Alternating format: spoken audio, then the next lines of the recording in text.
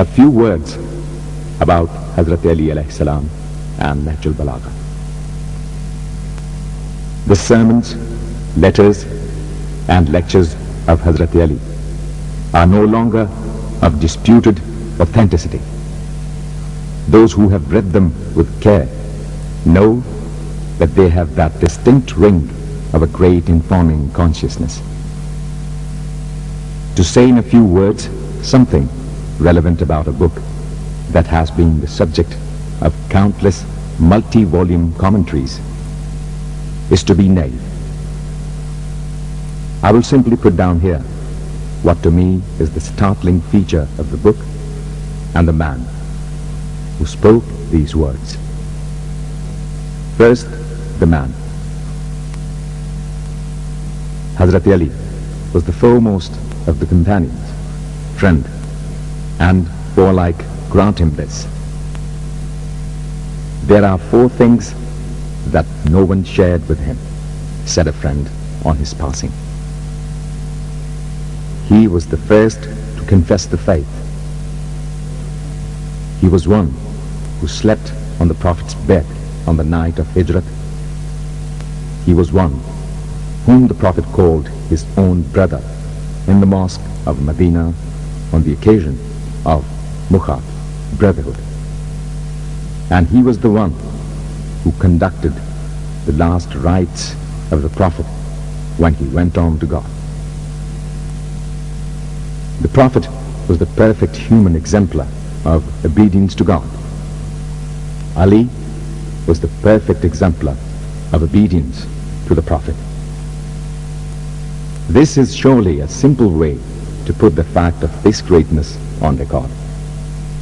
Hazrat Ali, who also lived 63 years like the Prophet, testified by his non-negotiable tenacity that his loyalties lay in just one corner of all existence, the messenger and his message. And that was enough for him.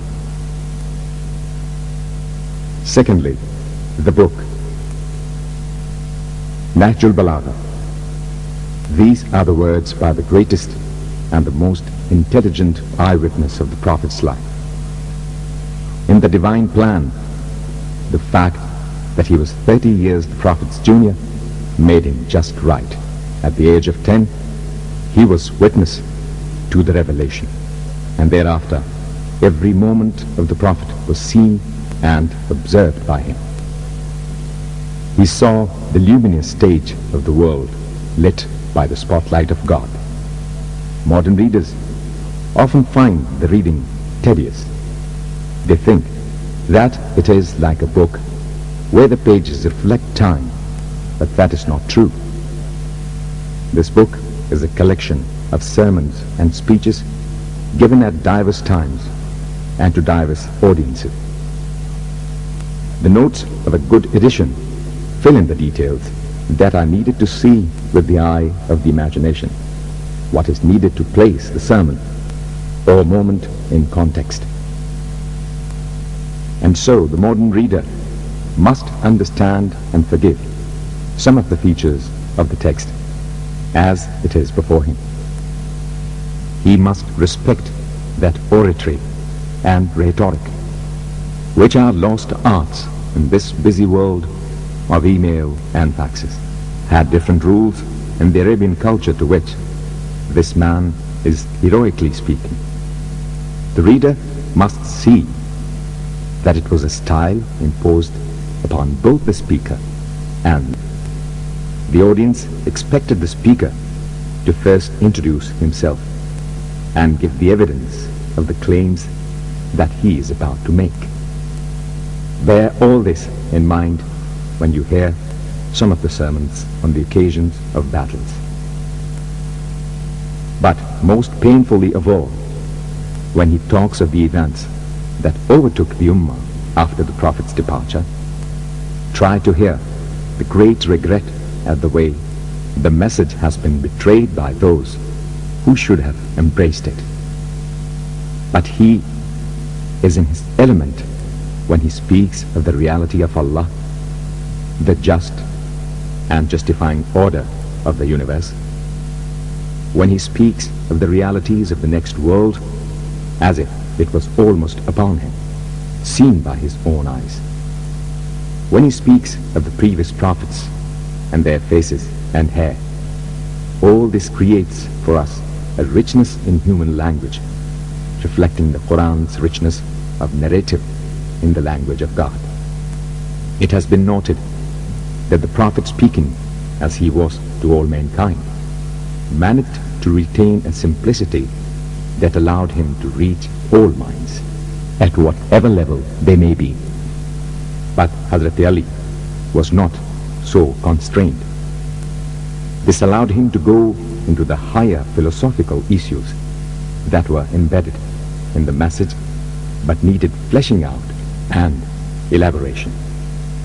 He is excellent at this, and when a part of a sermon hits you with an insight into life and living, into Allah and His message, into this world of time and beyond, know that this is the peak of eloquence the world so badly needs, and how privileged you are to have it.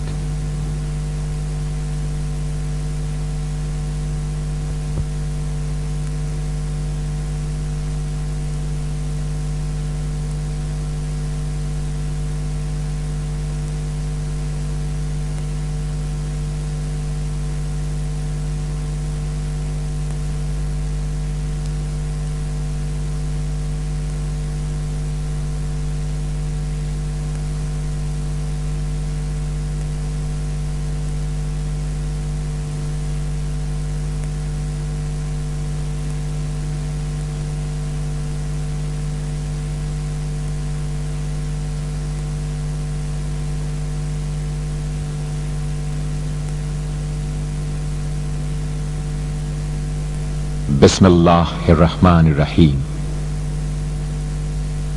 Sermon number 1. In this sermon, Imam Ali mentions the genesis of creation of the heavens, earth, and Adam. Glory to Allah in the highest, whose glorification cannot be described in words, whose blessings and bounties cannot be enumerated by reckoners and enumerators, and homage due to him cannot be paid even by the most assiduous and persevering attempters. No one can fully understand or explain his being, however hard he may try. Reason and sagacity cannot visualize him. Intelligence, understanding, and attainments cannot attain the depth of knowledge to study or scrutinize the Godhead. Human faculties of conception, perception and learning, and attributes of volition, intuition, and apprehension cannot perceive him or fathom the extent of his might and glory. His attributes cannot be defined, limited, or circumscribed. There do not exist words in any language to specify or define his qualities, peculiarities, characteristics, and singularities. He is eternal. Therefore, no time could be imagined to say that he existed since then. Similarly, no period could be assigned for the duration of his existence. The creation of the universe, the universal expansion of primordial gas, and its gradual solidification in the form of mountains, acting as pegs in the bosom of earth, are all due merely to his omnipotence. The first step of religion is to accept, understand, and realize him as the Lord. Thorough understanding lies in conviction and confirmation, and the right conviction is to sincerely believe that there is no God but He. The true belief in his oneness is to realize that he is so absolutely pure and above nature that nothing can be added to or subtracted from him, because one should realize that there is no difference between his person and his attributes. Whoever accepts his attributes to be an addition to his being abandons the concept of monotheism and believes in duality, he and his attributes. Such a person, in fact, believes him to exist in parts. One who holds such a belief cannot form a true concept of Allah. He is ignorant and will always try to believe in some creation of his imagination as his God. And whoever holds such a belief accepts limitations in his being and confines him to a place or to particular attributes and brings him on a level with his creatures.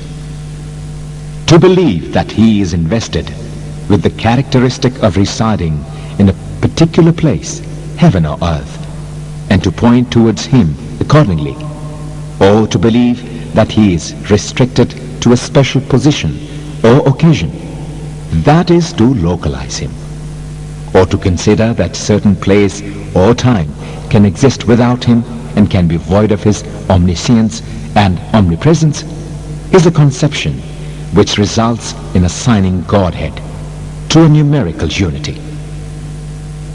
To assign a place to him by considering him within or over a place means to subject him to the limitations of space and to allot him an importance secondary to space. It also means to believe that some place can exist outside the sphere of his omnipresence. His existence is eternal. He neither came into being at some period of time, nor was he created. His being did not come into existence from non-entity. He is with everything, but not physically and bodily. He is away from everything, but not by way of bodily distance, or of being unconcerned and indifferent to it.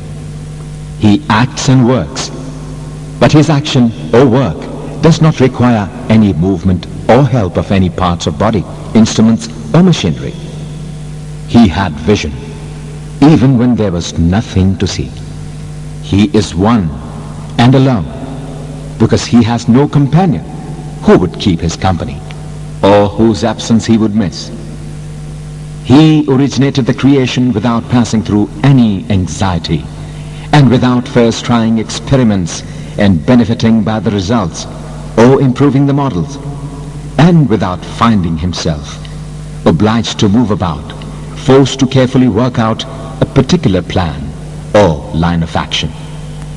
Allah, the Almighty, destined things, that is matter and energy, to be dissolved into time. He so arranged and consolidated these factors, matter, time and space, that the intensity of their diverse and opposing properties was reduced. As soon as things came into existence, they were allotted properties and place in nature. And soon after creation of things, order for expansion and extension was given. And just as things were obeying this order, each one of them was given a form and a body. Thus, every created thing, from the cosmic ray down to the most complicated form of life, and every object had a place permanently fixed, was assigned a position in nature which no one can change. In this arrangement, there was nothing accidental, but everything had a prearranged and predestined place in nature. Allah knew the very details of everything before he brought each of them into existence. His knowledge covered the near and distant effects of the coming into being, evolution and destruction of everything which was created.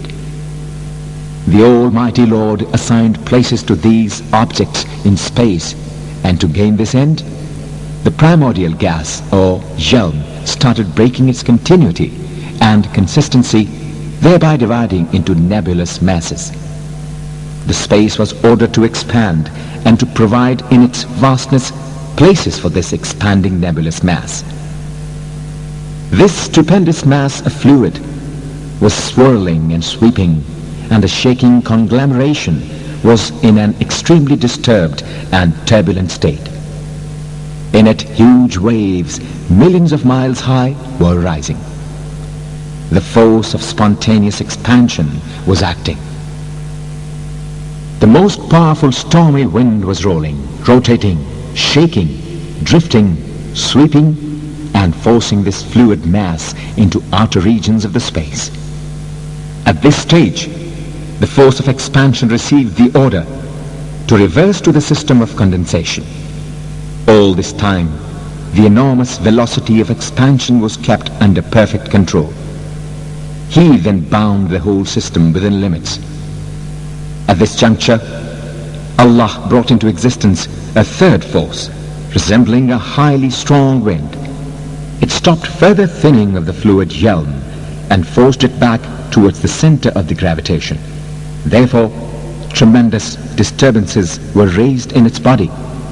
This third force began acting upon it, creating fresh waves and forming fresh eddies, like curd being converted into thin buttermilk and thick small globules of butter.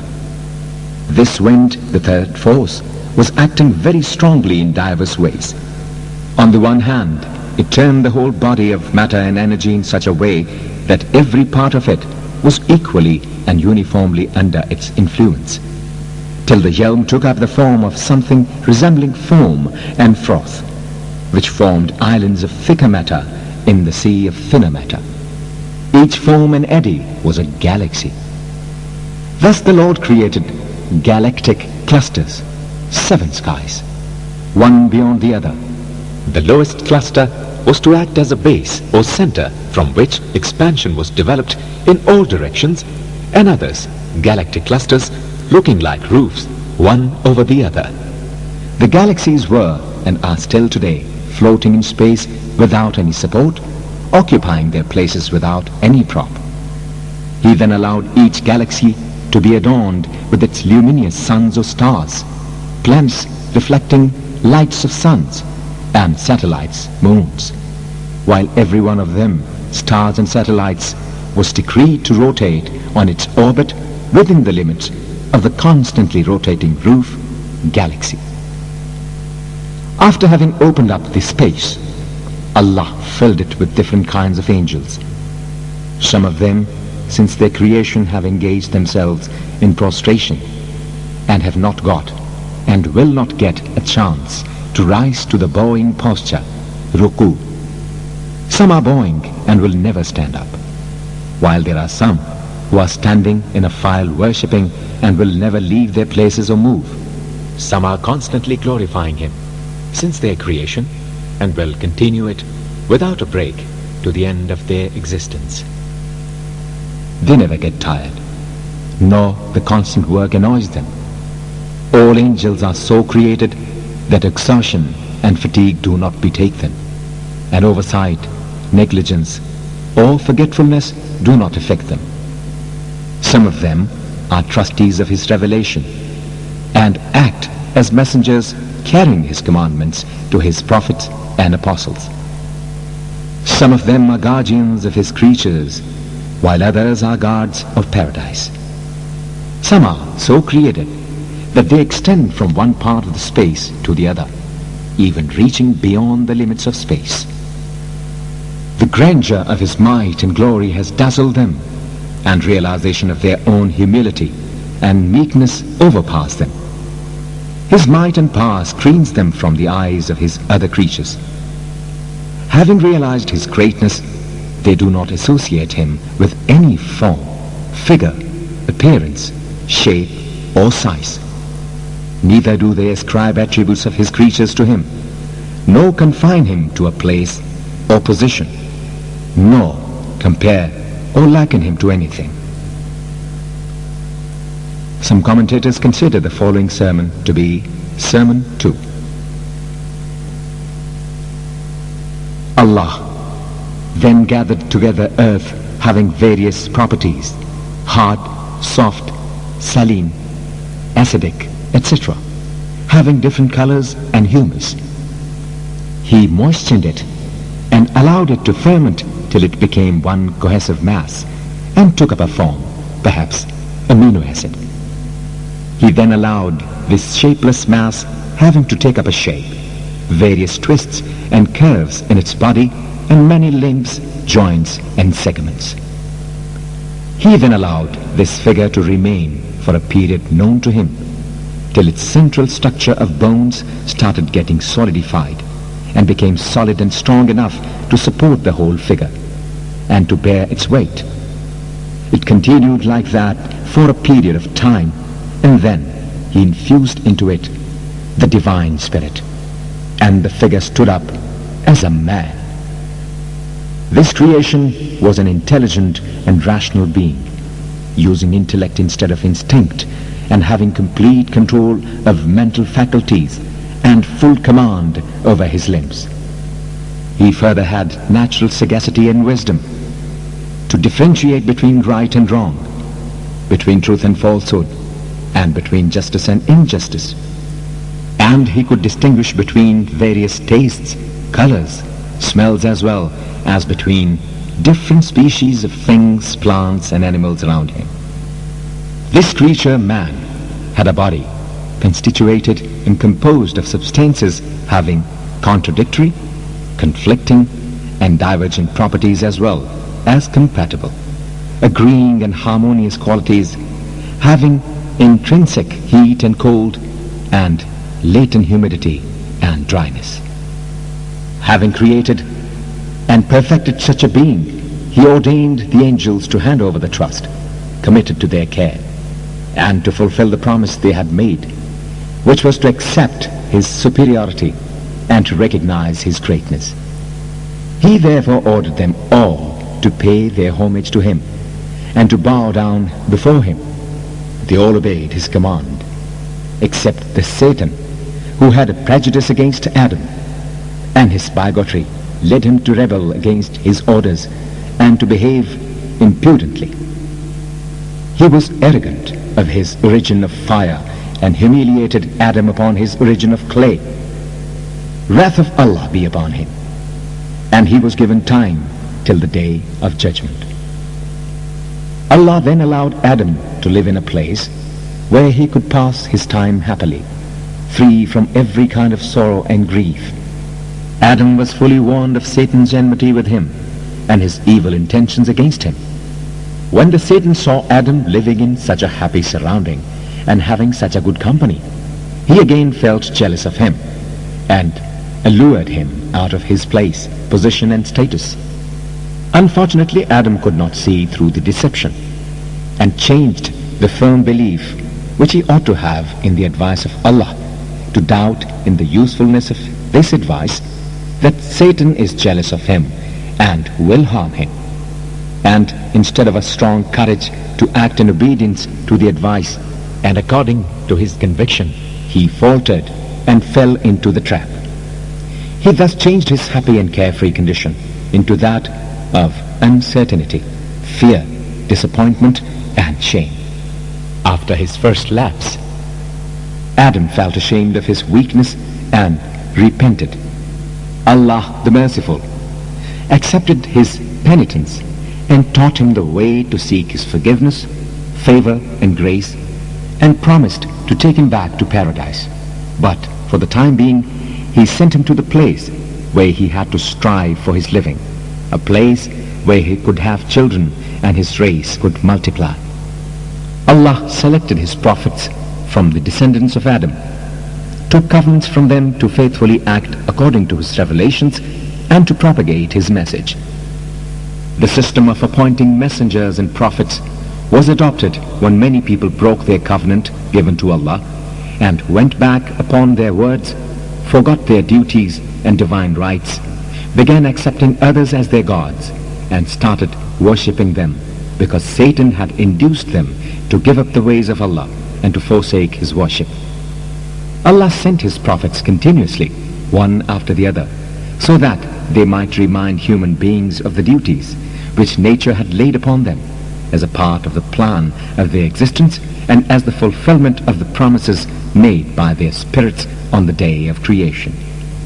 These prophets were to draw the attention of humanity towards the inherent covenant and the blessings and bounties bestowed upon them by him, to convey his messages to them, to teach them, to wisely use the treasures hidden in their minds and intellects, and also to direct them to understand the manifestations as well as the secrets of nature, such as the high roof over their heads, the sky, which protects them from destructive and devastating effects of the space, the land spread under their feet, with all its treasures and bounties, the ways and means of their subsistence and civilization, so abundantly and profusely provided, the diseases which weaken them, the misfortunes and calamities which often befall them, and lastly the death, which brings an end to everything.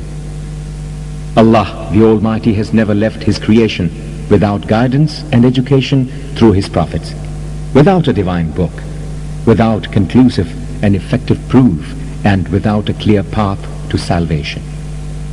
His prophets were men of such strength of character and courage that though they were often in minority, and those who opposed them always had the majority, yet they never felt nervous, disappointed or baffled, and never forsook their missions.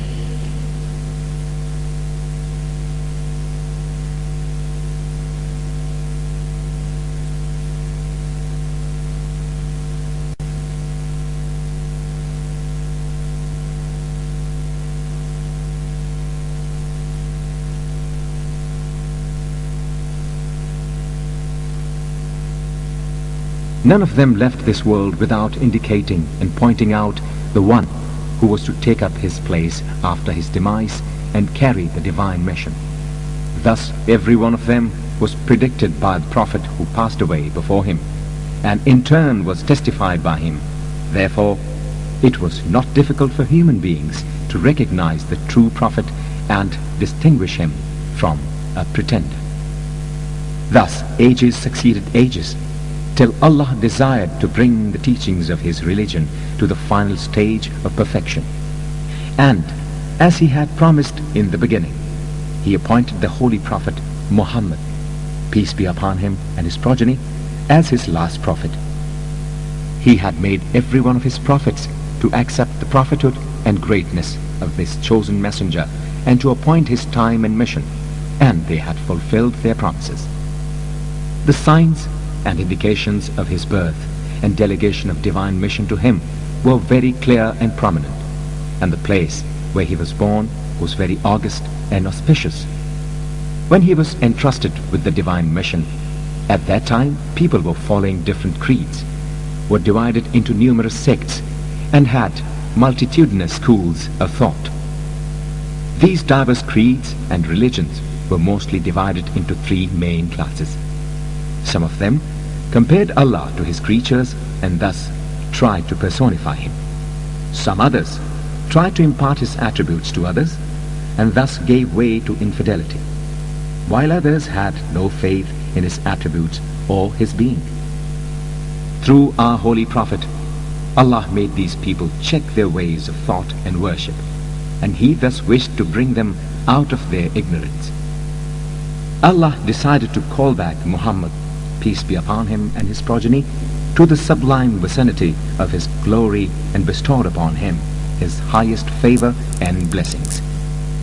He concluded that the life in this world was no more worthy of his beloved prophet, so he made him turn his face towards himself and raised him with adequate honor and deserving welcome from the irksome environment and distressing atmosphere to the transcendent eminence of his vicinity.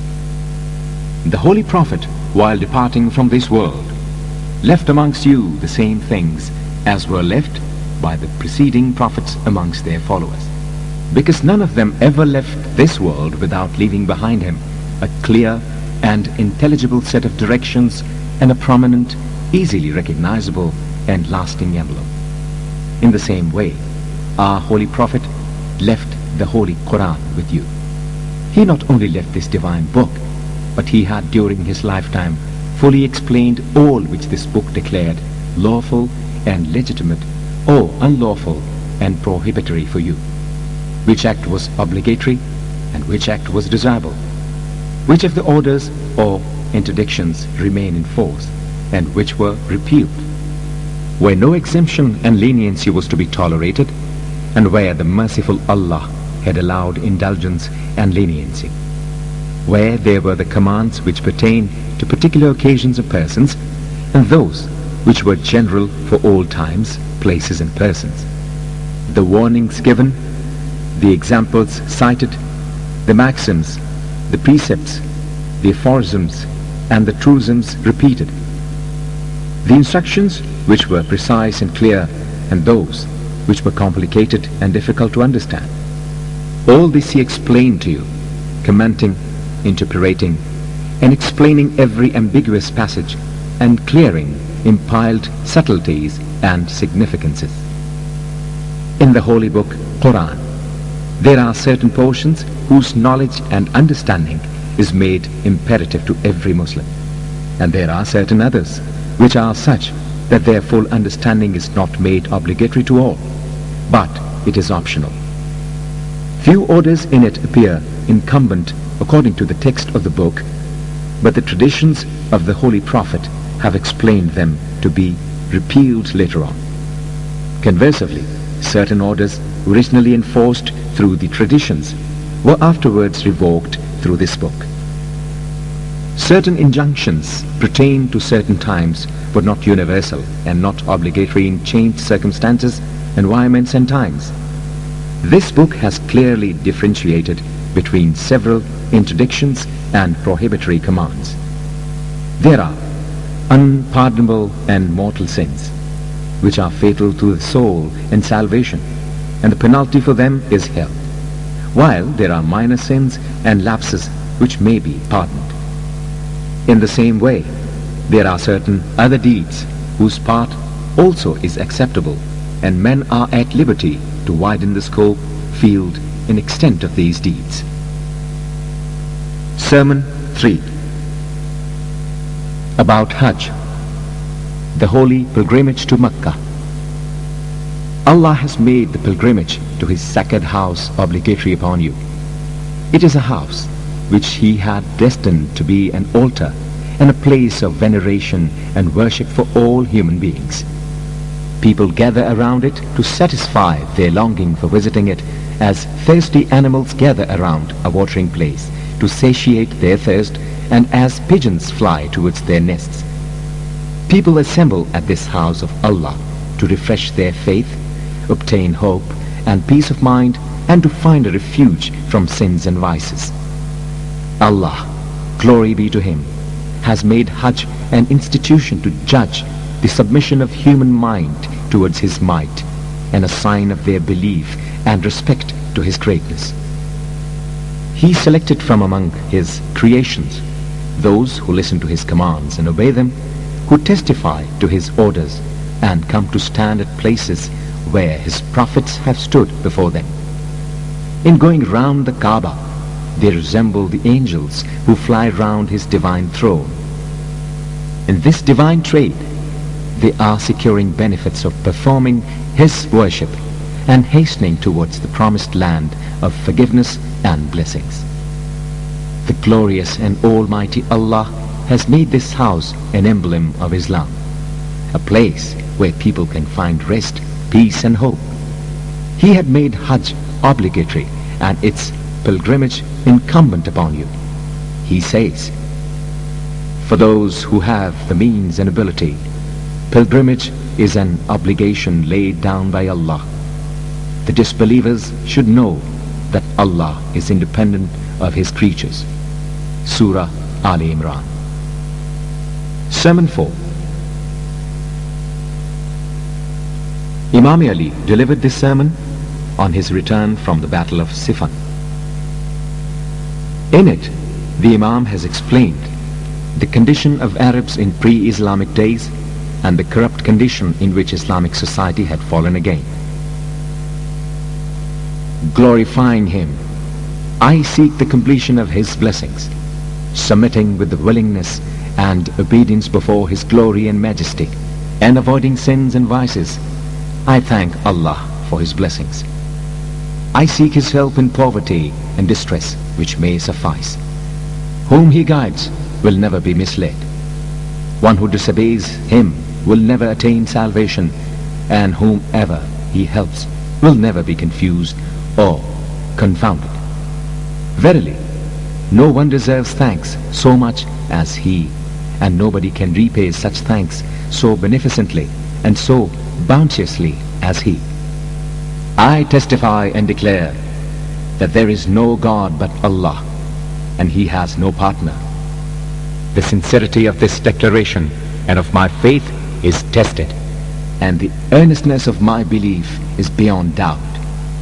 I shall hold this belief throughout my life, and I shall treasure it against dangerous times and dreadful places, because such a declaration is stronghold of one's faith, is the source of attainment of His pleasure, and is the best kind of repulse to the Satan.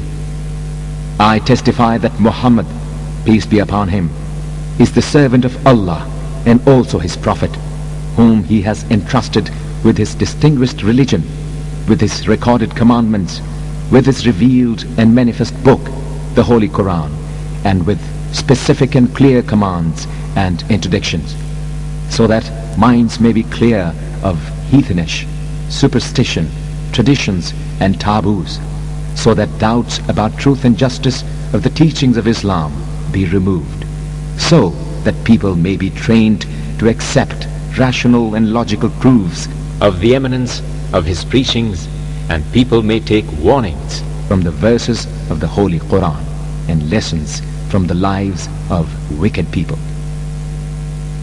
When the Holy Prophet first started preaching Islam, society was in such a corrupt state that no true form of religion was followed.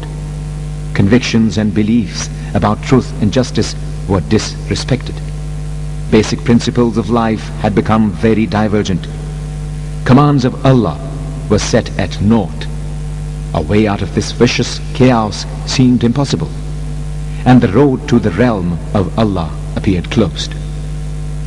Conditions now have taken a similar turn. Teachings of the true religion are forgotten. Blind faith is the order of the day. Commands of Allah are disobeyed. The Satan is appreciated, and religion is ignored in such a way that its tenets are falling apart. Its dogmas are being altered. Its precepts are being effaced and eclipsed, and its paths are being obliterated. Satan is being obeyed. His ways are being followed, and he is filling their minds with vicious ideas. These ideas have become his army and are raising his standard to promote vicious and sinful disorders. The slaves of Satan in their turn have become masters of the situation, crushing the society, subjugating everybody, and holding the realm under its sway. The masses, being uneducated, have fallen easy prey to him and are now standing confused. Such is the condition of the best realm of the world, which is now populated with wicked persons who waste their time and weep over the losses.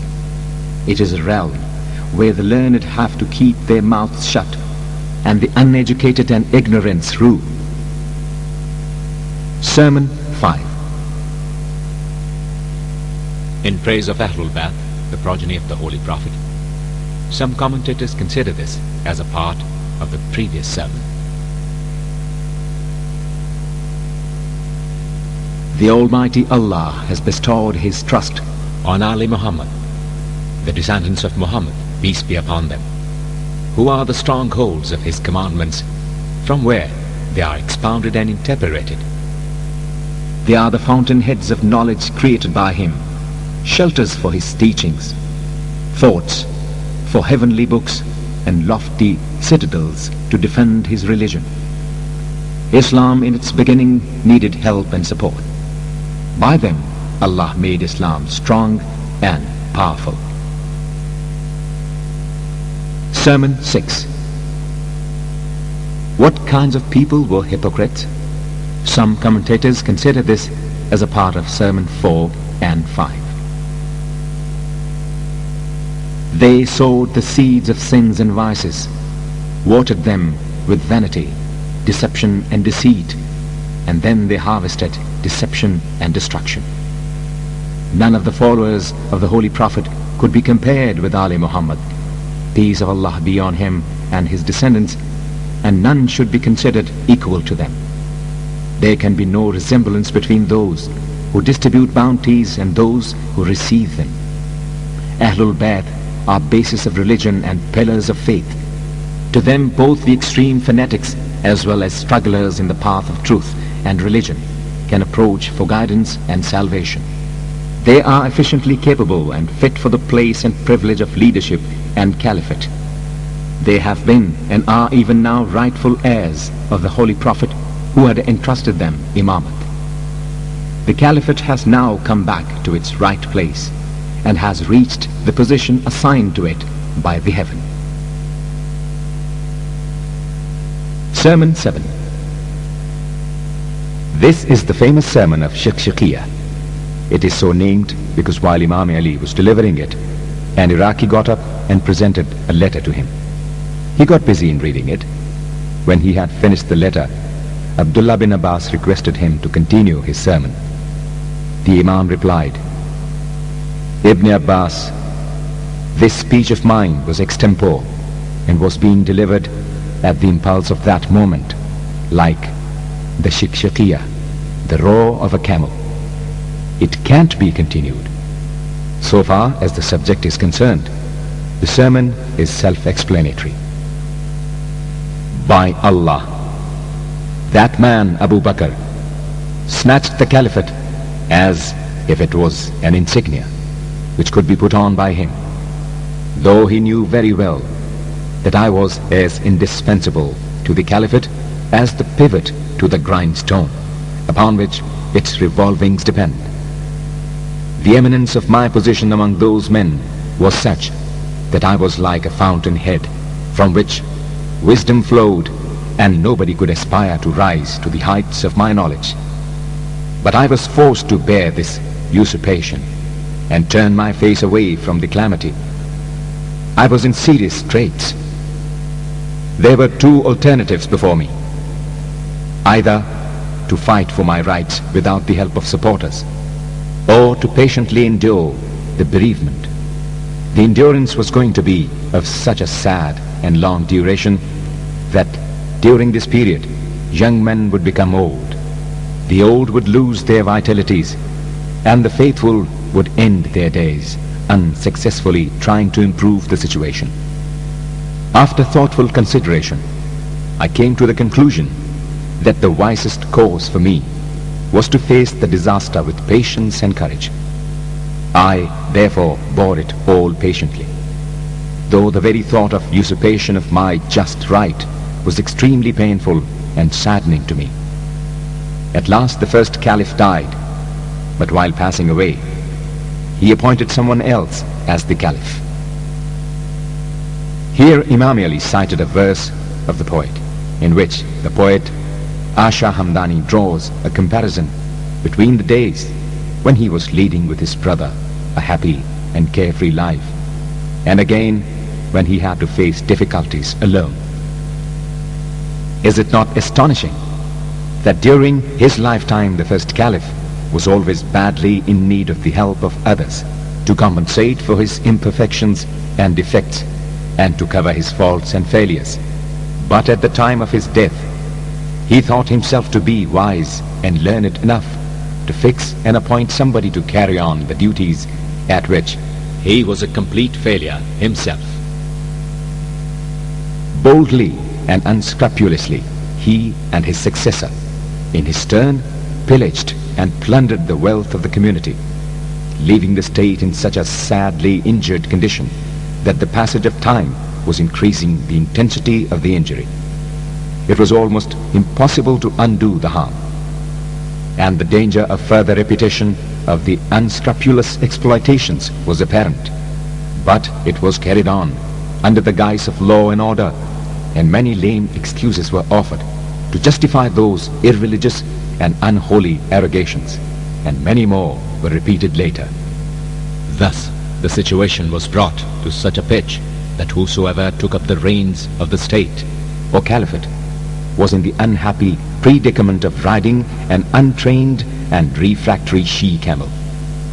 If desiring to keep the animal under control, he had pulled the bridle hard, he would slit and wound its nostrils, and if he had allowed it a free run, the animal would rush itself and its rider to destruction.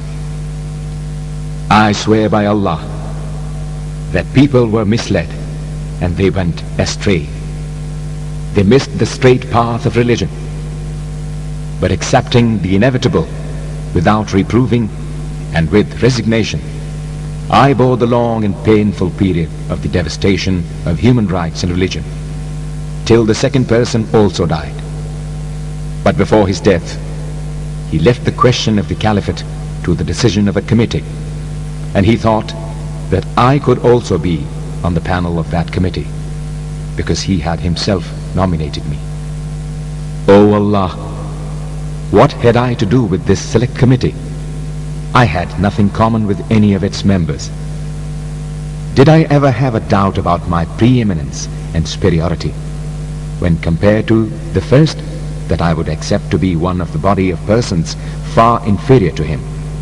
But in the interest of humanity and religion, I agreed to be a member of this select committee. I had to adjust myself to their level, to demand my just rights of them, as I had done at the time of those who were superior to them. One of the members of this committee turned against me because of his hatred. By this the Imam meant either Saad or Talha. The other, Abdurrahman bin Auf, had also got inclined the other way due to very obvious reason of kinship, besides a few other reasons which the world came to know later. He was brother-in-law of Caliph Uthman. Consequently, the third proudly took charge of the caliphate, as if it was a private grazing ground, and with bloated stomachs he and members of his clan Bani Umayyah started plundering the wealth of the Muslim world in the same recklessly gluttonous manner as characterizes a camel when it devours harvest grass. However, this man met an untimely death. The greed of his clan was the cause of his fateful end. After his death, people flocked around me, imploring me to take up the caliphate. They gathered in such numbers and were so anxious to show their sincerity that both of my sons, Hassan and Hussein, were almost trampled and my dress was torn. They were simply falling upon me to accept their rulership and leadership. I would have turned down their request, but I was afraid that with my refusal they would completely become out of touch with truth and religion. When I accepted their rulership and made them follow the path of Allah, that is, the same path as the Holy Prophet, peace of Allah be upon him, and his descendants, taught them to follow, they revolted. One party, al-Mu'mineen Aisha, broke the oath of allegiance.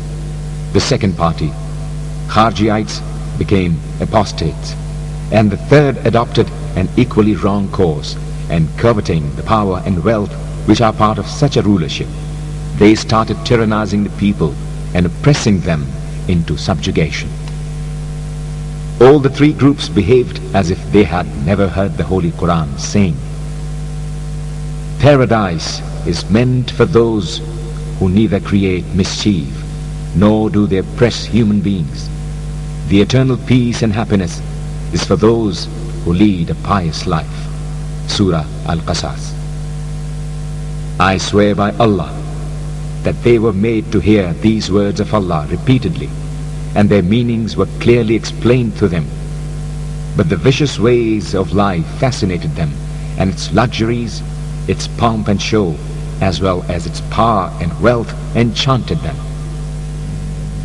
I swear by the Creator of this universe that had they not sworn unconditional allegiance to me, had they not manifested profound gratitude in my accepting their rulership, had not the presence of helpers and supporters made it incumbent upon me to defend the faith, and had Allah, the Almighty, not taken a promise from the learned to put a check upon the luxurious and vicious lives of oppressors and tyrants, as well as to try to reduce the pangs of poverty and starvation of the oppressed and downtrodden, and had He not made it incumbent upon them to secure back the usurped rights of the weak from the mighty and powerful oppressors, I would even then have left the rulership of this state, as I did earlier, and would have allowed it to sink into anarchy and chaos.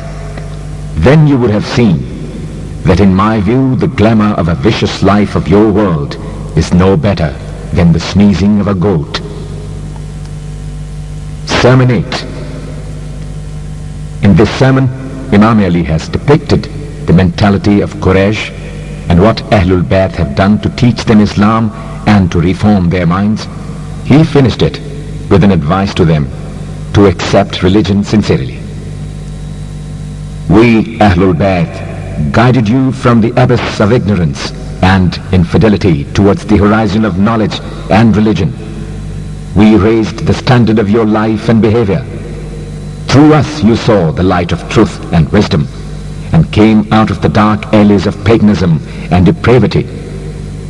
Those ears be better deaf which do not care to listen to good advice, and do not wish to be warned of the evil consequences of a vicious life.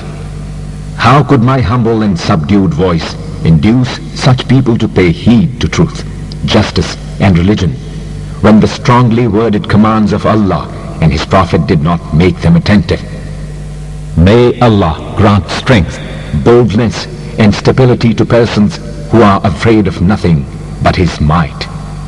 And you, Quraysh, so far as you are concerned, I always accepted deceit, duplicity, and hypocrisy from you, and awaited for the same. I always noticed in you treachery and knavery. I was not harsh with you because of your outward show of Islam, while you were under the wrong impression that you could deceive me.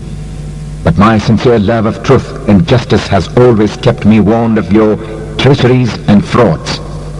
Remember, who forsakes me and who does not obey me is on the wrong track.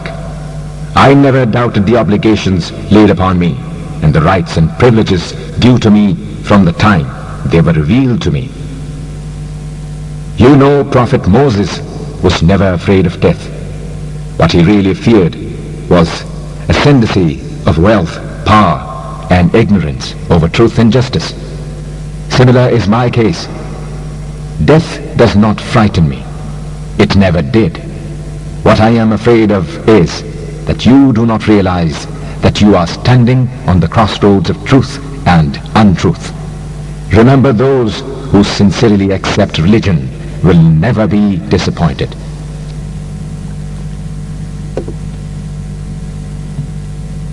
Sermon 9. After the death of the Holy Prophet, when Abbas, uncle of the Holy Prophet, and Abu Sufyan came to Imam Ali to swear allegiance, he advised them in the following words. O people, when you see revolt and anarchism raging like storms, trying to find a way out of their injurious effects, avoid the ways of hatred and malice, and do not let superiority complex drive you towards a class war. Remember, only those who have followers and helpers can achieve success. Others should not vie for power and supremacy. It is the safest course for them. This rulership is like dirty water, not fit for consumption. It is like a morsel which chokes the person trying to swallow it. Any struggle at this stage is as foolish as picking raw fruits or trying to cultivate barren land. I was put in a dilemma. If I declare my just claims, people will start saying that I have become avaricious and greedy for power and wealth. And if I sit quiet, they will say that I have grown weak and timid and that fear of death is restraining me from asserting my just rights. Alas, do they not realize that I have never been afraid of death? I have faced it so often and have passed through so many phases of dangers and perils. I swear by Allah that Abu Talib's son Ali is as fond of death as a suckling baby is fond of its mother's breast. Death does not frighten me from claiming my rights, but there are such deep secrets and hidden knowledge as has been revealed and entrusted to me, that if you know them, you will tremble like a rope hanging in a deep well. Sermon 10. When Talha and Zubair rebelled against Imam Ali, and by raising an army tried to take possession of the province of Basra and Kufa, the Imam resolved to fight against them to put down the rebellion. Some people, exaggerating the might and forces of the rebels, tried to dissuade the Imam against this decision. This speech was delivered by the Imam in reply to their dissuasion. I swear by Allah that I will not sit quiet and will not allow these people to do as they like. I will not act like the hunted beast, which is lulled and fooled by its hunter and falls an easy prey to his tricks and devices, but with the help of believers in the truth and justice of Islam, I will try to suppress this revolt against Allah and religion. I declare that with assistance of my faithful followers, I will always fight against upholders of schism and hypocrisy and supporters of injustice and falsehood till I meet with my death. There is nothing new to me in this revolt. Since the passing away of the Holy Prophet, peace of Allah be upon him and his progeny, how often were my rights usurped, and unjust and unjustifiable precedence was given to others, till the situation has now been brought to such gravity that these unholy hordes have resolved to fight against me.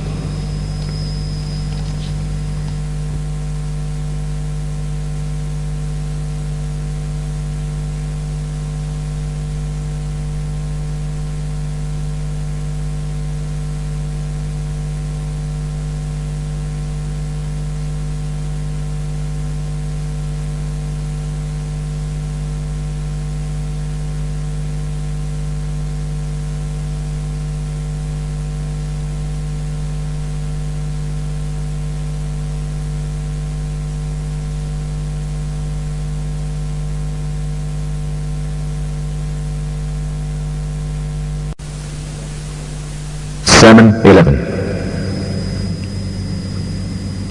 In this sermon, Imam Ali describes the mental condition of those Muslims who in reality were hypocrites and had in their inner hearts no place for truth, justice and religion. To serve their purposes, they stooped to every vice and evil, and the Satan was their guide and Lord. These hypocrites, to gain success, have accepted the devil as their Lord and have depended upon his help and support. The devil in his turn uses them as his underlings and accomplices. He has poised their souls with doubts and suspicions about truth and with schism and hypocrisy in religion. These vices, creeping secretly and incomprehensibly into their minds, gradually establish a very firm hold there, till these persons reach a stage when they only see what the devil wants them to see and speak what he wants them to speak. He instigates them to every kind of evil and makes every sin and vice appear to them as charming, beautiful and beneficial. They act as if they are confederates of the Satan to establish his authority, and they propagate his lies, delusions and deceits. Sermon 12. To understand sermons 12 to 20 and a few others, some information of the reasons and events which brought about these speeches and knowledge of personalities who were responsible for these events is necessary. The first and foremost among them was Zubair. This sermon deals with him only, a cousin of his. His mother was sister of Abu Talib and Abdullah. His wife was sister of Muslimin Aisha.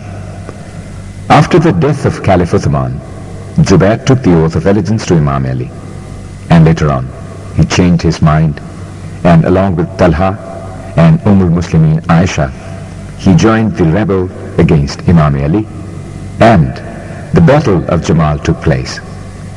Zubair's contention was that his oath of allegiance was based upon hypocrisy and mental reservation. According to Allama Ibn Abul Hadid, this contention was false because when Zubair first took the oath of allegiance, Imam Ali warned him, saying, "Zubair, I am afraid you will break this oath."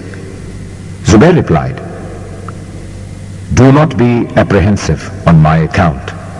I shall not go back upon my oath.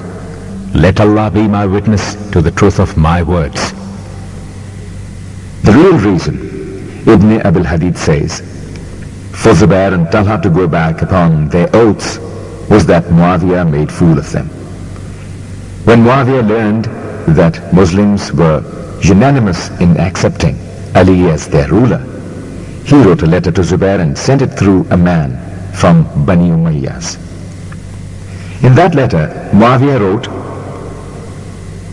"This letter is from Muawiyah to Amir al-Mu'mineen, commander of the faithful, Zubair. He be informed that I have taken oath of allegiance for his caliphate from people of Syria, not only for his caliphate but also to the effect that Talha will be the caliph after him. The people have agreed to both. They are under my influence and have always obeyed my command. You should take care of Basra and Kufa and should not allow Ali to take hold of these rich and powerful provinces. Once these provinces as well as Syria come under your sway, what shall be left to Ali will not be big enough to be covered with a mulberry leaf. To gather people of Basra and Kufa around you and to drive all the rest from Ali, the best course is to start the propaganda that he incited the people to murder Caliph Uthman." The bait was very alluring for poor Zubair and Talha. They were no match to the wiles of Muawiyah. They started dreaming of the caliphate, or at least of the rulership of rich and powerful provinces for themselves or their sons. In the cloud of dust which had covered the camel of the messenger of Muawiyah, they saw a silver lining. They even did not take the trouble to find out whether Muawiyah had actually taken the oath of allegiance for them or for himself. Forgotten was the oath of allegiance. Forgotten was Allah, whom they had called as witness to trustworthiness of their oaths. Forgotten was fealty. Faithfulness, loyalty and devotion sworn by them, and forgotten were the tradition of the Holy Prophet, to which they had themselves been citing in favor of Imam Ali. The glitter of kingship dimmed their vision to the realities of truth and justice, and they shamelessly declared that their oath of allegiance was hypocrisy, and foolishly acting as the first line of offense on Muawiyah's side. They suffered a defeat, lost their lives, and could not secure anything for their sons, but had done very useful service to the cause of Muawiyah. The Imam in this sermon discusses the point raised by Zubair that his allegiance was based on hypocrisy. Zubair's position in the Battle of Jamal and his death are sadly interesting events of history. Of the army that rose to fight against Imam Ali, al-Mu'mineen Aisha was the commander-in-chief, Zubair's son. Abdullah was the chief of the staff, and Talha and Marwan bin Hakam were other officers besides Zubair. Just before the start of the battle, Imam Ali called one of his officers, Abdullah bin Abbas, and handed him his sword and spear, and came out in the field, unarmed and unattended by anybody. He called Zubair to come out from his side. Zubair came out well armed and well guarded. When he came nearer, the Imam reminded him of a certain event which had taken place during the lifetime of the Holy Prophet and the warning given by him to Zubair. The Imam said, "Zubair, do you remember that particular day when you embraced me before our Holy Prophet and he had inquired of you, 'Do you love Ali so much?' And you had replied, 'Yes, my Lord, why not? He is my uncle's son.' Hearing this, our Holy Prophet had warned you in the following words. Remember, Zubair, you will one day come out to fight against Ali, and you will certainly be on the wrong. Remember, the man who kills Ali, and the man who is killed by Ali, and the man who fights against Ali will go to hell." The whole incident came to Zubair's mind. He remembered the warning and realized his folly. He turned his horse's head towards his army, went back to his group of warriors, and saw that he would not fight against Imam Ali. His son Abdullah, a sworn enemy of Ali, rebuked his father for this change of mind, saying that women of Arab would call him a coward. Zubair got excited, came out again in the field, holding a spear without a point, and attacked the ranks of the Imam's army. When the Imam saw him coming again, he gave orders that nobody should fight him and nobody should harm him, even if he attacks. When Zubair reached the Imam's army, he passed through rows after rows of well-armed soldiers standing still. He attacked them with the butt end of his spear and found that nobody was replying to his attacks. They stood mute as if carved out of stone. Thrice he attacked the army like this, and then he left the battlefield and rode towards Wadi Saba, where he was killed by a fanatic, Amr bin Jarmus. After the battle, Amr brought the sword in his hand and said how often he had defended Islam and the Muslims. "I swear that my cousin was neither a coward nor a miser. He was misguided and fooled." When Amr asked for a reward for having killed Zubair, the Imam replied, "Your reward is hell. You were not in my army. You were not in the battlefield. You had no orders to kill anybody, let alone Zubair. You had no business to take law into your hands. If you think that you are my follower, then you ought to have waited for my orders. Even my officers had orders not to harm him, but to allow him to pass through their ranks and files unmolested. This Amr later on was killed in the battle of Naharwan, fighting against Imam Ali. Zubair says that he swore the oath of allegiance to me hypocritically, with mental reservations, that he placed in my hand his hand and not his heart. What a strange assertion. Not only strange but harmful to him. Did he realize that? He confesses the oath of fealty and allegiance, and at the same time he admits that he had hidden my enmity in his heart of hearts. His oath of loyalty and allegiance to me is a fact accepted by him and witnessed by thousands of others. It is for him now to give justifiable reasons of his hypocrisy, or to once again take the oath of allegiance and fealty. Sermon 13. Before the Battle of Jamal, Talha, Zubair and their party started a malicious campaign against Imam Ali, boasting of superiority of their arms, bravery of their followers, invincibility of their army, and cunningness of their plans. They predicted a crushing defeat and total annihilation of the army of Imam Ali, futility of his plans, and worthlessness of his tactics. But the battle proved how hollow were their boastful claims, how glaringly apparent was their cowardice, and how ignoble were the deaths which Talha and Zubair had to face. In this sermon, Imam Ali has referred to this propaganda and to his own policy of not boasting.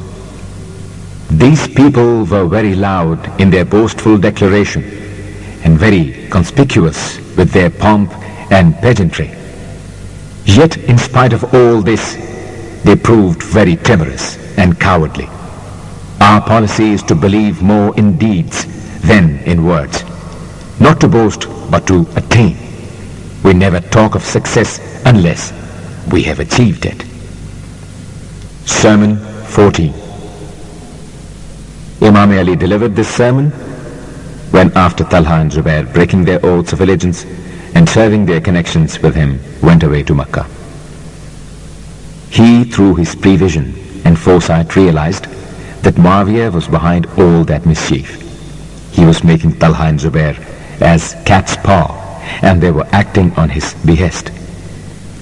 He foresaw the result of their rebellion and predicted the same.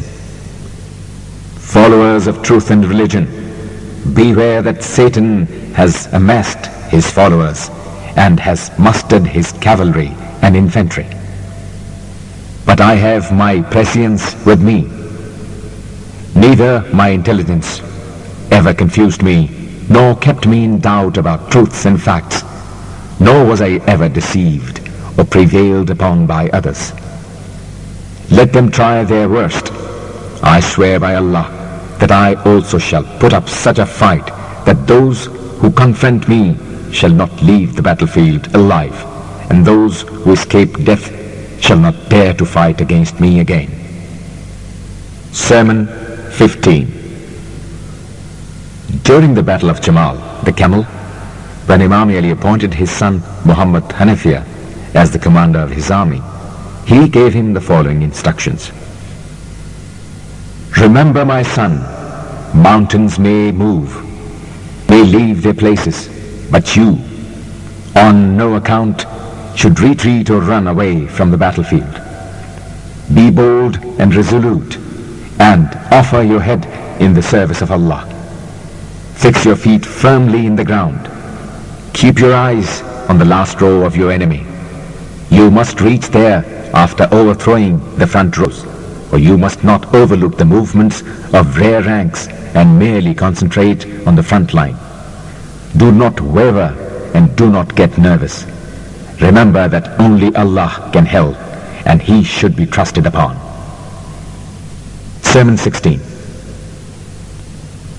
After the Battle of Jamal, one of his companions congratulated Imam Ali on his success and said he wished his brother was also present there to witness the victory.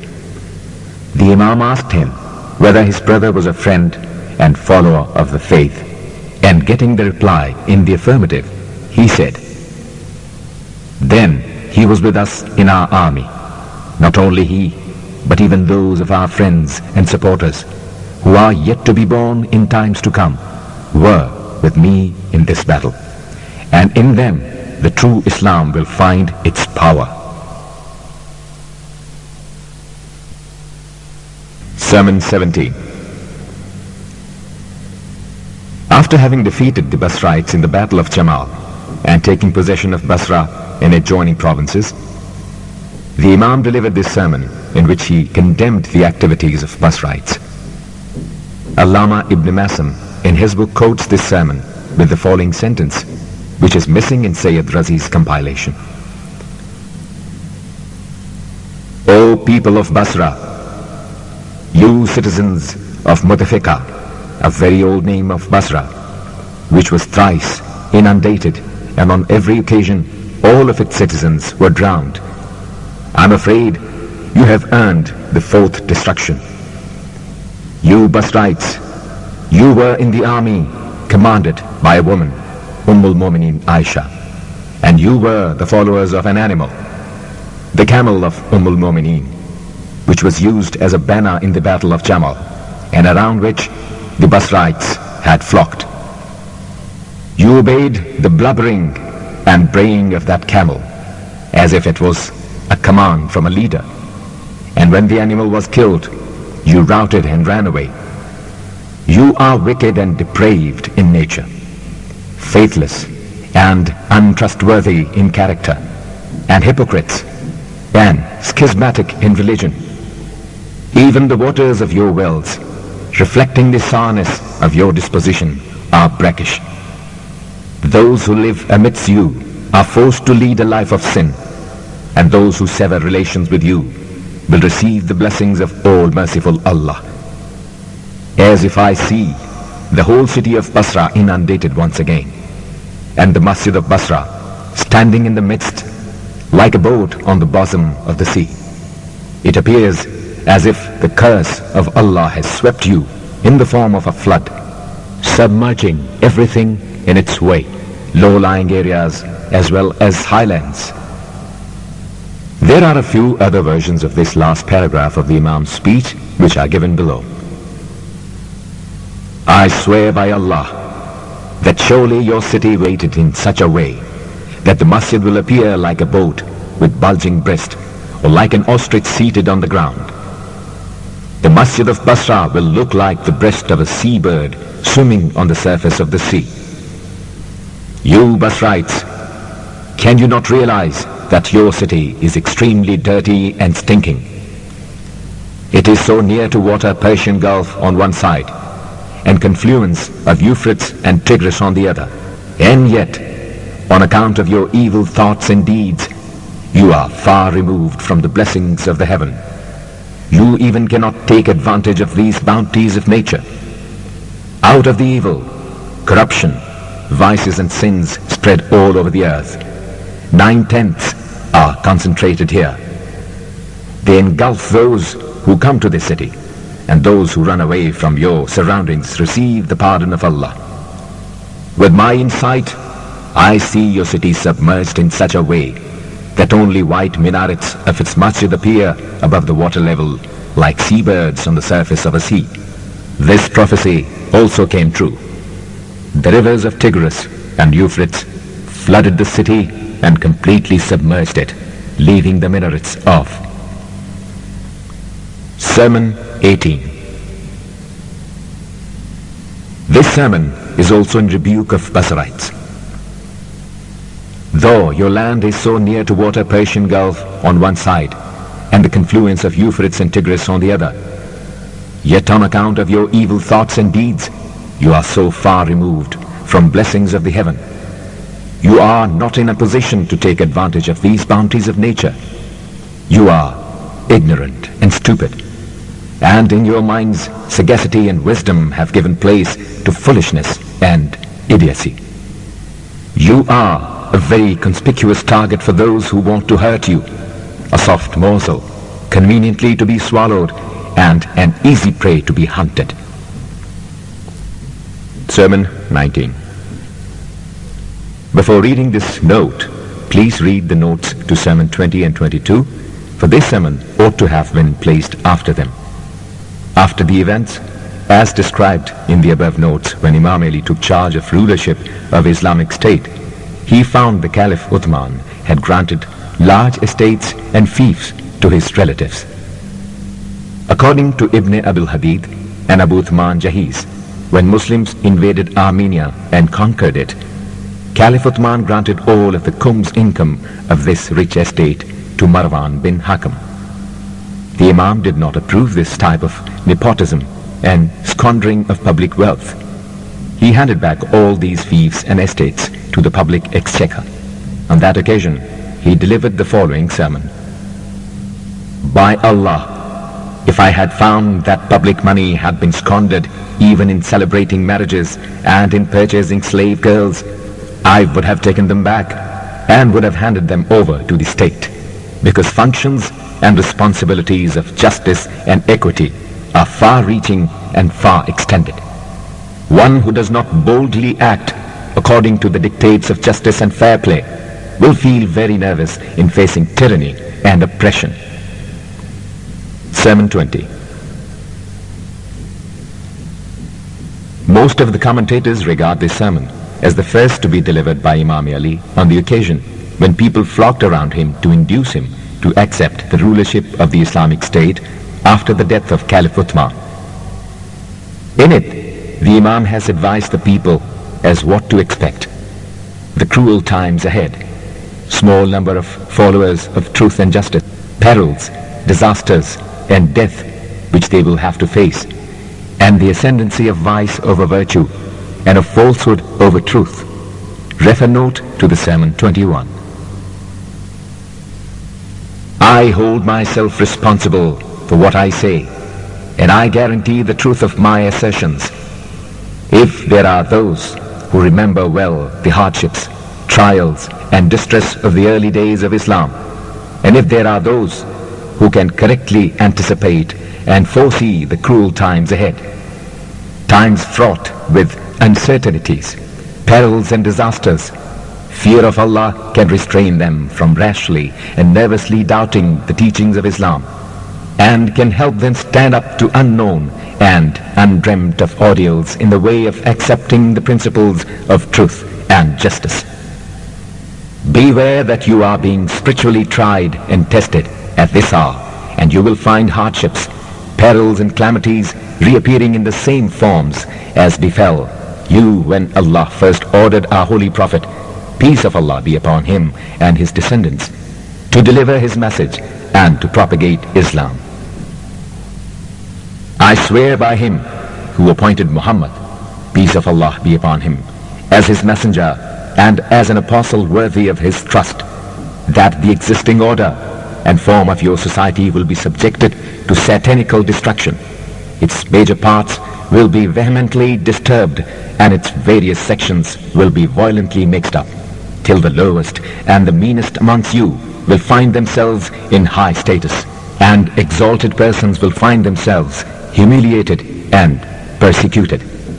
Those who from the time of the rise of Islam were very advanced in the service of religion will be pushed back, and those hypocrites who then had been lagging behind and waiting for favorable opportunities will be raised to high ranks.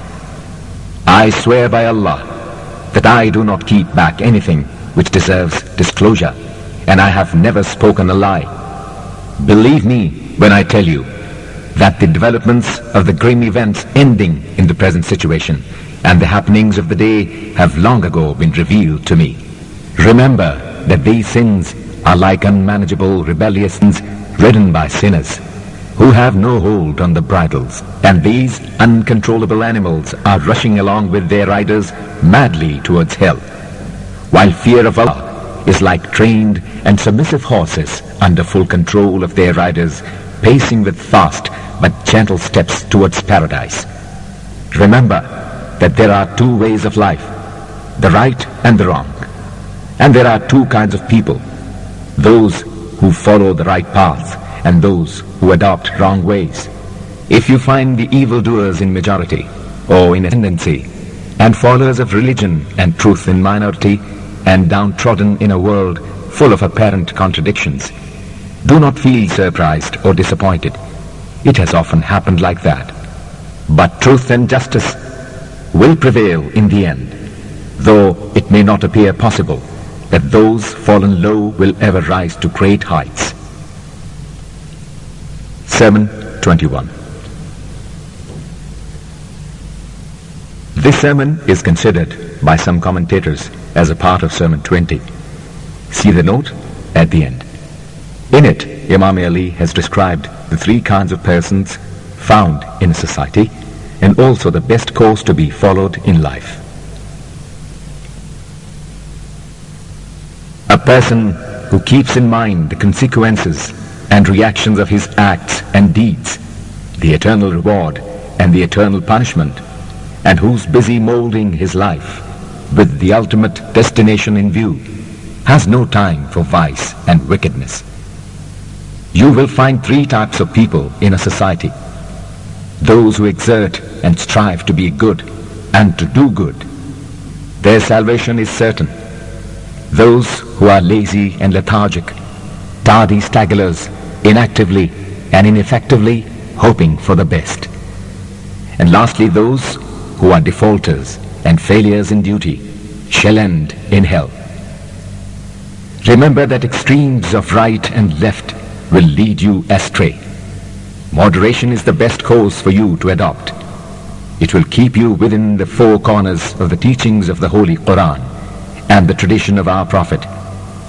It is a path which will guide you to the true impressions of the doctrines and life of the Prophet. It will lead you to the fountainhead of Sunnah, tradition, and along it is the correct route to liberation. Whoever claims to know a better path to salvation than the one disclosed by the Holy Prophet is doomed. Who frames and invents lies against its true principles is condemned. And one who tries to oppose its precepts is destined to eternal destruction. No individual is lost, and no nation is refused prosperity and success if basis of their thoughts and actions rest upon piety and godliness, and upon truth and justice. Do not create disturbance and discord among men. Let there be peace and tranquility, and try to advance friendship and unity. Concentrate on atonement of your misdeeds. Do not praise anybody but your Allah, and do not condemn anyone but your own self. Sermon 22. Some commentators are of the opinion is a censor and document of those persons who assume the status of Qazi, judge, without having qualification or capacity for this kind of responsible work. Amongst men, Allah the Almighty detests most two kinds of people. Firstly, the person who takes wrong advantage of the freedom and ease allowed to him by circumstances and does not realize that he is being given an opportunity. He deviates from the right path. It's driven by inordinate desires to create schism through his talks, loves to lead people astray, and misguides all those who could be deceived by him. He wanders away from the right path of the virtuous people gone before him, and during his life and even after his death, he leads others to depravity and vice.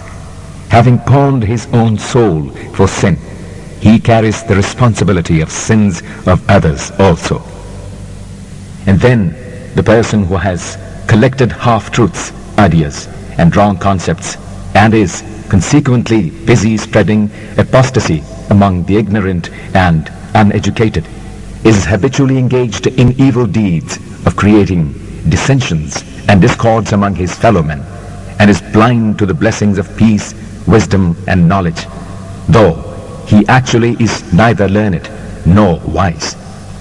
From his early life, he has been collecting the ideas, the abundance of which is more injurious to man than their scarcity, till his soul is saturated with wicked notions and perverted beliefs, and his mind is filled with useless and harmful ideas. He pretends to be a judge, Qazi, taking up the responsibility of unraveling such intricate problems as have often bewildered and baffled others. If an ambiguous problem is presented before him, he tries to solve it with the help of incorrect or irrelevant and often absurd or irrational concepts, thinking them to be correct, authentic, and genuine. In fact, on account of doubts and uncertainties created by incorrect knowledge, his mind is always in confusion, worst confounded.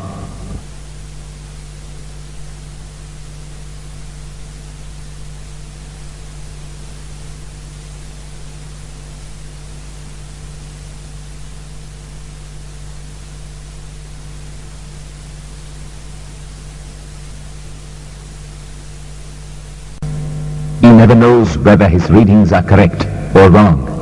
If accidentally he arrives at a correct decision, he is in doubt about its truth and authenticity. And if he makes a mistake, as is usually the case, he hopes that his rulings are correct. He is not only ill-informed, but is also sinking day by day into further depths of ignorance, being incapable of appreciating truth and being blind to divine enlightenment. He places his faith in doubtful and dubious assumptions. As he has never studied thoroughly to acquire real attainment and correct information, he carelessly plays with the traditions of our Holy Prophet and the tenets of Islamic laws, treating them as irreverently as a gust of wind treats chaff and straw. If a question is put to him, he will not be able to give a correct answer. He does not deserve the rank and status assigned to him. He is so uneducated and ill-informed that he cannot even imagine that real knowledge lies hidden in the very truths which he has refused to accept, and beyond the flight of his imagination there are ways for others to attain the heights of truth and wisdom. But he well realizes the untutored and unenlightened conditions of his mind. So whenever he cannot understand a problem, he tries to hide his ignorance. Bloodsheds on account of capital punishments carried on account of his wrong judgments are crying for retribution, and heirs deprived of their rights owing to his faulty decrees are lamenting over the justice done to them. I complain to Allah of these people who spend their lives in this kind of ignorance and sin and die sinning and leaving their bad examples behind for others to be misled. To them, the Holy Quran has no use if it is correctly interpreted, and is of immense value if, to suit their sinful purposes and intentions, it is wrongly explained. There is nothing more harmful to them than goodness and justice, and nothing more beneficial than vice and sin. Sermon 23. Remarks of Imam Ali on differences of opinions amongst the jurists on one and the same question of Islamic law. The condition of these jurists who pretend to be well versed in the tenets of Islamic law is such that if decision is obtained from one of them on any problem, and if the very same problem is submitted to another, this second jurist will pass a judgment quite contrary to the first one. And if all such different and contradictory decisions are placed before the person who is their chief, he will approve every one of them. How could these diversions and differences of opinions arise? They believe in the same Allah, follow the same Prophet, and have faith in the same holy book. Has the Lord ordered such wide differences and diversions, and they are obeying his commands? Or has he prohibited them to play with divine tenets, and they are disobeying him? Have his revelations to the Holy Prophet been incomplete, and he wanted their help to complete them? Are they his co-partners and have the right to say what they like, and he has approved this arrangement? Or has Allah revealed the divine law in full, but the Holy Prophet has not done his duty in imparting and communicating them to the world, and these people are filling up the gaps? Praised and glorified be Allah. His commands were revealed in full and were fully conveyed by the Holy Prophet. He has affirmed and declared this in several places in the Holy Quran. He says, "We have not omitted anything in the Quran." Surah Al-Inam. And again he says, "There is explanation of everything in the Quran." At another place, it is emphatically declared that one part of the Quran verifies another part, and there is no discord and divergence in it. And then it clearly states, "Had these revelations any other source than that of Allah, you would have found considerable discord and disunity in their various parts." Surah Al-Nisa. Remember that to a casual observer, the Holy Quran appears to be a book very easy to understand and interesting. But the essence of its passages are far extending, profound, and difficult to understand. For deep thinkers, its fascination will never cease, and its wonders will never end. Sermon 24.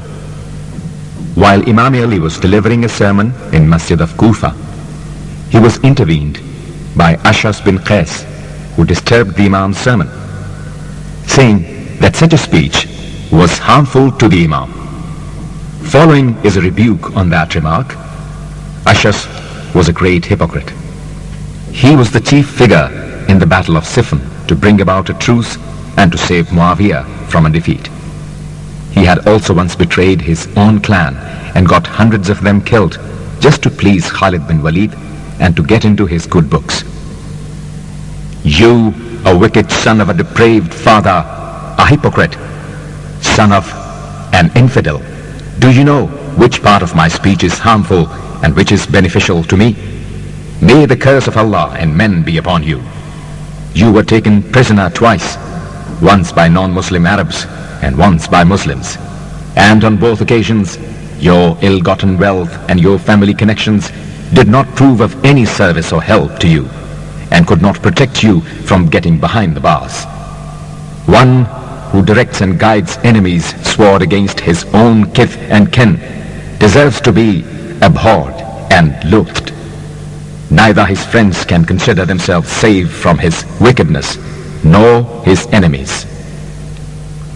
Sermon 25. Imam Ali explains how and from whom we can take lessons to mold and reform our lives. If you had only a true conception of what would happen after death, you would have screamed with horror and trembled with fright and would have readily obeyed his commandments. But what the dead has seen is hidden from your eyes. Nevertheless, in everybody's life, the time is not far off when this curtain will rise and death will knock at his door. I wish you had really a desire to see. I wish you to hear and a longing to learn.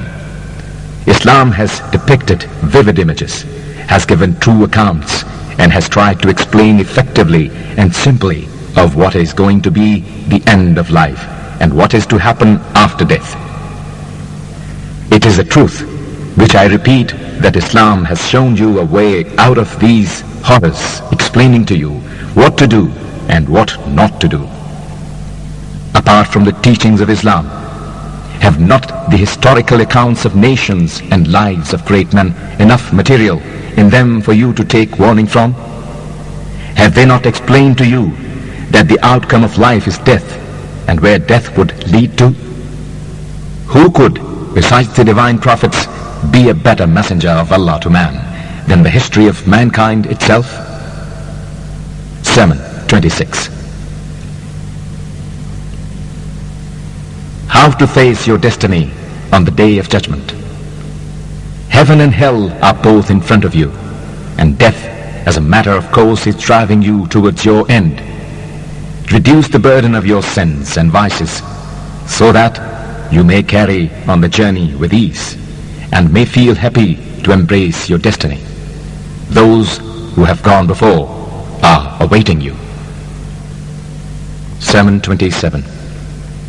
There came a time in the lives of Talha and Zubair when they started craving for caliphate, or at least for the governorship of some of the rich provinces for themselves and their sons. They found Imam Ali as the only obstacle in their way.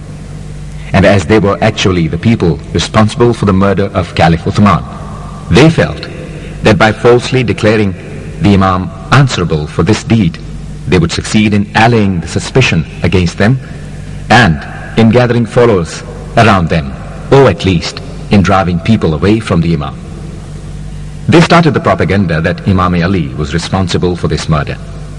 In this sermon, he has reproached them and has told them that morally and factually they were accountable for the deed. He also warned them that he would frustrate their plans, accept their challenge, and deliver them a crushing defeat. And this actually happened. Talha and Zubair were killed during the Battle of Jamal, Basra. As a matter of history, Talha was murdered by his companion Marwan. In settlement of old accounts, there was dissension amongst the thieves, and Zubair was killed by a fanatic Muslim outside the battlefield. Zubair's son Abdullah and Marwan, the two arch conspirators, were taken prisoners, and it proved a disastrous defeat to their armies. Imam Ali then pardoned and freed Abdullah and Marwan, but also showed the same kindness and mercy to every soldier that was taken prisoner, and sent al-Mu'mineen with a befitting respect and pageantry back to Medina. Beware, Satan has stirred up his hordes and has gathered his armies against truth and justice. His underlings want a free license to carry on oppression and tyranny. They desire an unchecked freedom to tell lies so loudly and so repeatedly that what they say may be taken as true. By Allah, in slandering and falsely accusing me, they have not left a lie unsaid and have resolved to forsake honesty, truth, and justice. They want to place upon me the responsibility of performing a duty which they themselves have neglected, of an obligation which they have renounced, and vengeance and requital of the blood which actually they have shed. If I was a party to this murder, they also cannot escape the responsibility of their involvement. And if they have done it without my counsel, as the truth is, then they are solely answerable for it, and nobody else should be held responsible for the deed, and they should be punished for it. Their arguments go against them and prove that their demands on me are irrational and illogical and are not able to stand the acid test of truth and reason. They are trying to revive the dead schism and heresy, hoping thus to gain support from false accusations. They do not realize that falsehood does not possess inherent ability to support any cause. Disappointment and frustration await those who, creating unreasonable and absurd claims, challenge me to fight. Allah, the Almighty, knows what they are after. I obediently and willingly accept His decree and shall defend the religion and faith.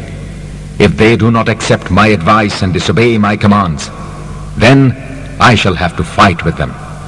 That will be the only course left upon to defeat falsehood and schism and to defend truth and justice. Is it not a matter of profound surprise that they challenge me for an all-out war and a straight fight? Sad will be their plight if they forget my past performances and underestimate me. Was I ever afraid of a battle?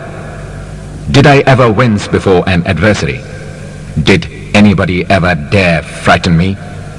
I shall crash their world around their ears. I have full faith in my religion and trust in Allah. Sermon 28. In this sermon, Imam Ali has advised the poor not to envy the rich, and has advised the rich to support and help the poor. Whatever a man receives in the form of children or wealth and affluence is decreed. These blessings fall like raindrops, bringing plenty of happiness in their wake. And just like raindrops, their quantum is predestined, lavish, and abundant in many cases and scanty and sparing in many others. Thus, if you find some of your brothers having many children and plenty of wealth, then do not envy and do not try to hurt or harm them. One must work and endeavor to better one's lot. And unless a Muslim adopts such mean ways of life as their publicity and disclosure may bring disgrace and shame to him, he may expect reasonable returns for his efforts. Happy is the lot of a pious man who is honest in his dealings. He awaits with pleasing expectancy either of the two returns. He is happy and pleased to meet with death whenever it comes. That is, he is always ready to go whenever called. And if he is endowed with a long life, he is contented and happy with whatever the merciful Allah has blessed him with. Of course, children and worldly possessions are pastures and flourishing fields of this world, but good deeds will lead to the gardens of paradise, and to many Allah, through His kindness and mercy, has granted both. Verily, you must fear Allah and honestly resort to good deeds. There should not be cant and hypocrisy in your actions, because Allah will not reward the hypocrite. If one has been good just for the sake of show, then one must expect the reward from the world only. But if one desires to attain exalted places of martyrs and companionship of prophets and saints in paradise, then these can only be attained through goodness and honesty. Remember, however rich a man may be, he cannot do without helpers. and good opinions of his people. He cannot dispense with their sympathies. They are his best friends in misfortunes and calamities, and good protection against defamation and slander. The good reputation that a generous man leaves behind is always 1,000 times better than the riches and wealth which he leaves to be inherited by others. Beware that if anybody finds poverty, destitution, and starvation among his people and refuses to extend help to them, he will not increase his wealth by such means, while expenditure on charity will neither decrease his wealth nor reduce him to poverty. He who refrains from helping his people must remember that he has withheld one hand of help, and at the time of his need, thousands of hands will abstain from helping him. He whose behavior with his people is good earns a lasting love and devotion. Sermon 29. Upon my life, I never showed undue leniency towards enemies of Allah or towards those who bring harm to religion with their words and deeds. O Muslims, fear Allah, follow the lighted path which He has fixed for you, and obey His commands. And if you are not rewarded in this life, I guarantee for your reward in the hereafter. Sermon 30.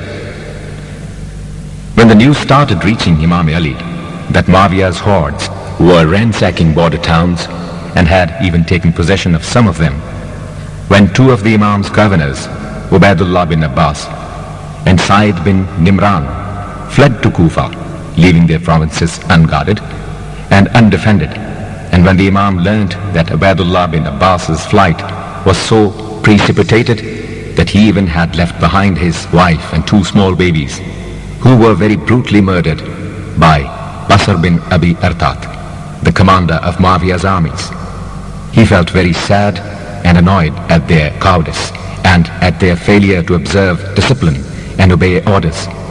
He delivered the following sermon. Very little besides Kufa is left to me to control and to trust upon. And O people of Kufa, if you too betray me, and if storms of opposition rise against me within your gates also, then I am justified in feeling sad, disappointed, and grieved. News has reached me that Basr bin Abi Artat has reached Yemen. I am afraid his armies will capture that province also. You are bound to be defeated because you would not make the sacrifices necessary for the occasion and the cause, and because they put up collective action and help each other, though they are on the wrong, and you cannot control conflicting and selfish interests for overall welfare, though you are on the side of truth and justice. Even after knowing me so well, you have not acknowledged my authority and do not obey my orders, while they are united in obedience of their leader Muawiyah, though he is leading them to vice and sin and to infamy and hell. They are honest to their leader, and you try to deceive me on every occasion. They are managing their affairs very well, and you are not competent to carry on good administration. O Lord, I am sick of these people, and they hate the honorable, sincere, and religious way of life that I want them to follow. They hate me on that account, and I loathe and detest their vicious and sinful motives. Either soften their hearts towards truth and religion, or give me better people and give them a bad ruler. Instead of these people, I wish I had with me only 1,000 horsemen from the clan of Bani Firas bin Ghanim, who were so quick in answering a call and so diligent in attending to duty. Sermon 31. In this sermon, light has been thrown on three phases of the history of Islam. Firstly, on the condition of Arabs before Islam and what Islam wanted to achieve for them. Secondly, the reason why Imam Ali did not take serious steps to defend his cause till the Battle of Basra, Jamal, took place. Thirdly, how Muawiyah purchased the allegiance and help of Amr bin As. Apparently, this sermon was delivered before the Battle of Siffin. Perhaps Sayyid Razi could not secure the complete sermon. He could secure only 3 disjointed paragraphs of a long sermon wherein Imam Ali had advised his followers to get ready to defend themselves, giving them a brief survey of the change Islam wanted to bring about in their ways of life, ideology and vision, and of the untiring efforts of unholy forces exerting themselves, in the beginning openly and later on covertly, but always unceasingly. You Arabs, do you ever realize in what state you were when Allah, the Merciful, appointed Muhammad, may the peace of Allah be upon him and his descendants, as his prophet, and selected him as a trustworthy and faithful messenger of divine revelations? You were following a wicked ideology and were leading an evil life. You lived in dirty huts and unclean houses amidst hard stones and deadly serpents. You ate loathsome and unhealthy food and drank muddy and filthy water. You hysterically hated one another, fighting with and killing even your blood relations and friends. You had set up idols for worship. Your lives and your environments, your religion and your deeds were totally wrapped up and engulfed in vice and sin. I surveyed the situation which I found myself in and came to the conclusion that no one but my relatives, so few in numbers, will come to my help against the evil forces, which have violently and vehemently gathered to subvert and overthrow the basic principles which had so long baffled and enraged them. I silently suffered the bitter disappointment because I did not like my helpers to be savagely and ruthlessly murdered. Amr bin As did not yield to overtures of Muawiyah unless he was paid an incredibly high price for the sinful alliance. The aid to sin so dearly bargained cannot bring success to the purchaser, and the allegiance so viciously procured cannot but end into infamy and sin. My friends, you are now quite capable and strong enough to defend yourselves and your religion. Get ready and be equipped. Do it rapidly but not hysterically. The fire of war has kindled up. It has started burning furiously. Its flames can be seen even from here. Bear the suffering with patience, because nothing but patience will bring success to you. Sermon 32. This sermon is in praise of jihad, holy war in defense of Islam. It shows what it means and what it can achieve for you. The Imam has also pointed out the merits of bravery and has condemned cowardice.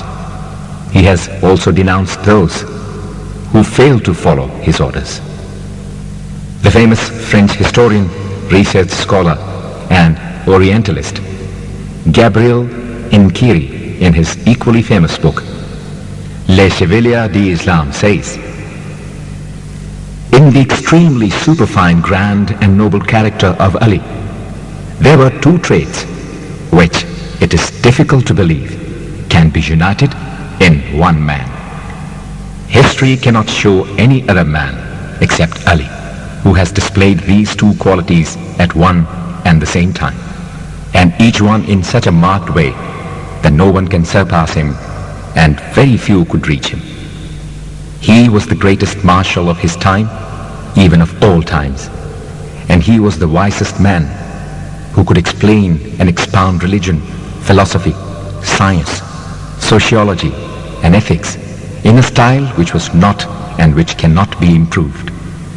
What is more, he was such a great orator that his speeches enchant you even 13 centuries after his death. In this sermon, as in so many others, the Imam has reflected these traits of his character. I wish I had enough control over English language, as a matter of fact over any language, to bring out the force which his words convey, the pathos which they hold, and the disappointment at the behavior of people which they exhibit. People who had promised to defend Islam betrayed it at the 11th hour. At the age of 60 in the battlefield of Basra, Jamal, Siffin and Naharwan, the Imam was as great a marshal and soldier as he was at Badr, Uhud, Khandaq, Khaybar and Hunain, when he was in the prime of his youth. And at the same time, he was as great a preacher and orator as the world has not seen before and will never see again. His all-knowing mind was very intimately familiar and well-versed in physics and metaphysics, in philosophy and religion, in psychology and economics, and in rhetorics and ethics. And he tried to convey as much of his knowledge to his listeners as they could understand and grasp. Of course, jihad, a war in defense of religion and humanity, is one of the gateways to paradise which Allah has kept open for his privileged friends. It, in fact, is an armor designed by him for defense of his cause, a strong shield to protect his friends from his foes and enemies of mankind. Whosoever turns away from it with aversion will be punished with disgrace, will be visited with sorrows and calamities, and will receive humiliations in life. The faculties of attainment, foresight and sagacity of such a person will be dulled. As he has declined the honor of defending his faith, his course from the path of truth is diverted. The world will despise him and treat him with humility and disdain, and he shall be denied sympathy. Have I not constantly been asking you to rise individually and collectively to defend your religion against these enemies of Allah? Have I not often reminded you that sometimes offense is the best form of defense? I swear by Allah that people who have waited for the war to come to their doors have waited for their destruction and disgrace. But you have tried to pass the responsibilities from one to other and refused coming to each other's help till plunder and pillage descended upon you and your country was overtaken from you. The armies of Sufyan bin Auf invaded your province. They killed Hassan bin Hassan al-Bakri and drove away your army from its cantonment. It is reported to me that these plunders pillaged the houses of the Muslims and non-Muslims, snatching away jewelry of women from their bodies. What could these poor women do except crying for help and mercy? Nobody came to their rescue. These invaders returned unharmed, loaded with booty, sacked from the houses of Muslims and non-Muslims.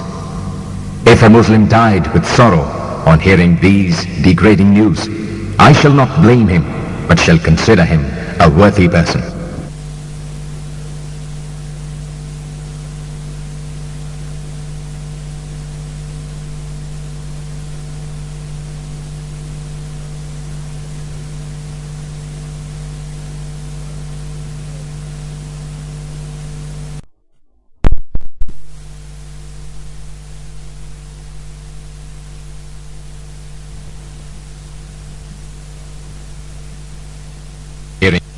Is it not astonishing that enemies of Allah can cooperate and coordinate for tyranny and oppression against man and religion, and you cannot unite to defend the cause of justice and truth? Contrary to it, you are disunited and discordant. Sorrow and shame is going to be your lot. You have become targets towards which arrows are directed, and you cannot defend yourselves.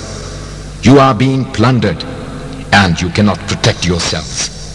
You are being invaded, and you sit idle with folded hands.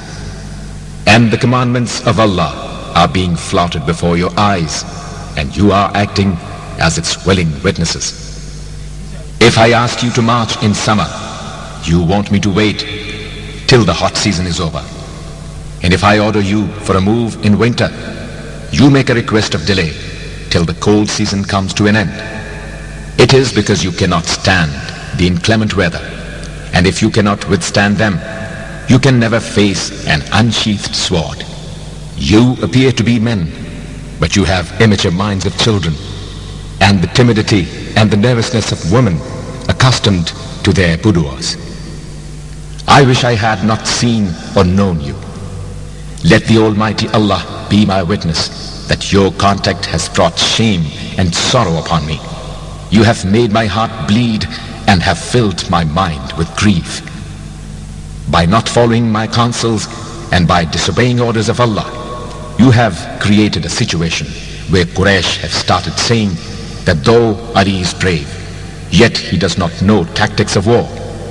May Allah forgive their parents. Is there one among them having as much experience of war as Ali has? Has any one of them been in the first line of defense or acted as a commander greater than Ali?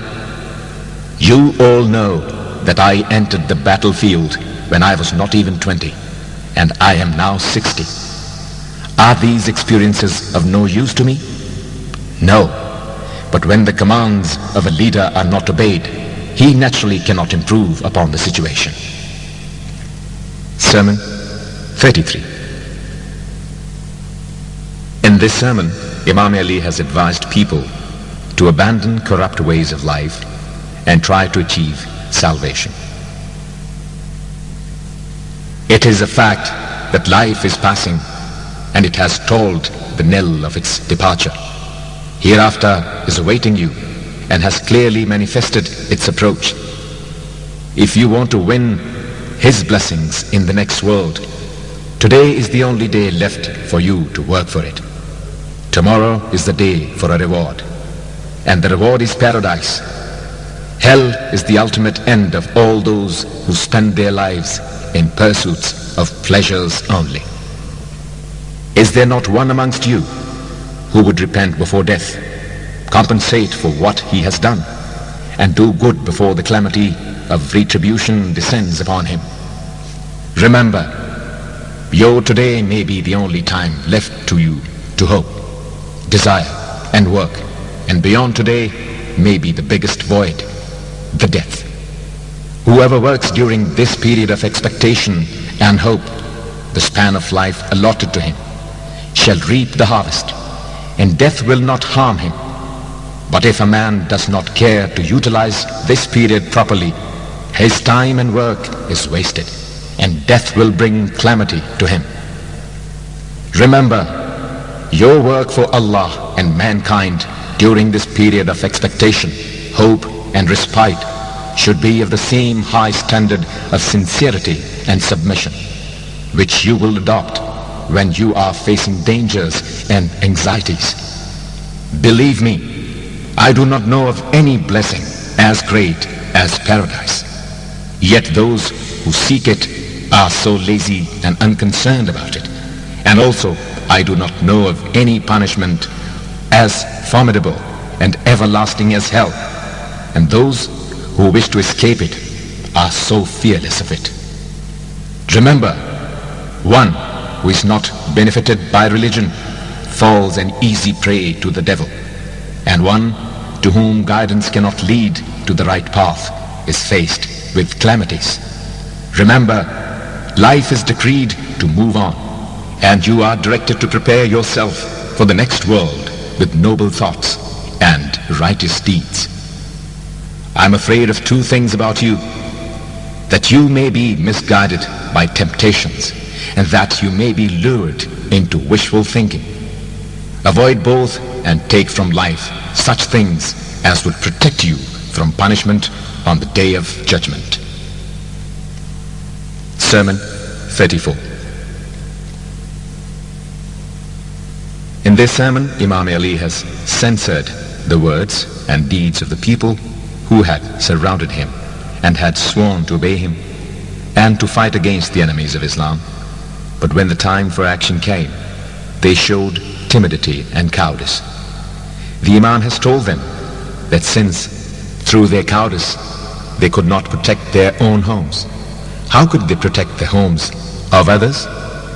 They are expecting victory without trying to achieve it or deserve it. O people, though you appear to live together, yet your views and purposes are different. You are boastful and speak so forcefully that your words appear powerful enough to break hard stones. Yet you act so timorously as to tempt your enemy to attack you off and on. When you gather together, you talk as if you will achieve great success. Yet, when time comes for you to fight for the cause of truth and justice, you try to shun and avoid it. One who appeals to you for help will never achieve honor and glory. And one who sympathizes with you will never have peace of mind. Your excuses and pretexts are due to your faulty and erroneous ways of thinking. You want to put off the war like a bad debtor, uselessly trying to put off the day of repayment. It is true that a meek, contemptible, and humiliated person cannot prevent oppression and injustice, and rights cannot be obtained but by efforts, endeavors, and exertions. Whose home and hearth will you defend when you allow your own homes to be plundered and destroyed? And under whose lead and guidance will you fight when you lose me? By Allah, whoever trusts you is badly deceived. Whoever tries to succeed with your help is doomed to failure. And whoever wants to carry on war with your help is trying to fight with broken and useless armaments. By Allah, I neither believe in you, nor do I hope for your support, nor can I frighten the enemy with you on my side. What has become of you? How can your minds be improved? Is there a remedy for your disease? Do you not realize that your enemies are also men like you? You talk of things without understanding them. You are careless of ways and means of success because of your sinful life. You hope and expect a victory without being fit to achieve or deserve it. Sermon 35. In this sermon, Imam Ali has explained the causes of the murder of Caliph Uthman and is having no connection whatsoever with that incident. If I had ordered him to be killed, I undoubtedly would have been his murderer. And if I had prevented people from killing him, I would have been his helper. But I have no connection whatsoever with that affair. Those who came to the help of Uthman cannot say that they were better than those who deserted him. And those who deserted him cannot say that they were better than his helpers. I shall place both sides of the case before you. Uthman was extremely willful and obstinate, and you were inordinately impatient and hasty. It rests with Allah, the Almighty, to pass His judgment between the willful and the hasty. Sermon 36. In this sermon, Imam Ali gives advice to Abdullah bin Abbas when he is sent to Zubair bin Awam before the battle of Jamal. Do not meet Talha. He is quite deaf to all convictions and reasoning. He is arrogant and behaves like a bull with raised head and horns tilted towards his back. He is trying to lead an illiterate, unruly and unholy mob, believing them to be docile and obedient. But you must meet Zubair. He is reasonable and considerate. Tell him that he has this message from his cousin. You have accepted me in Hijaz as slave of the Prophet and as your leader. But in Iraq, you refused to recognize my rights. What made you go back upon your words and deeds?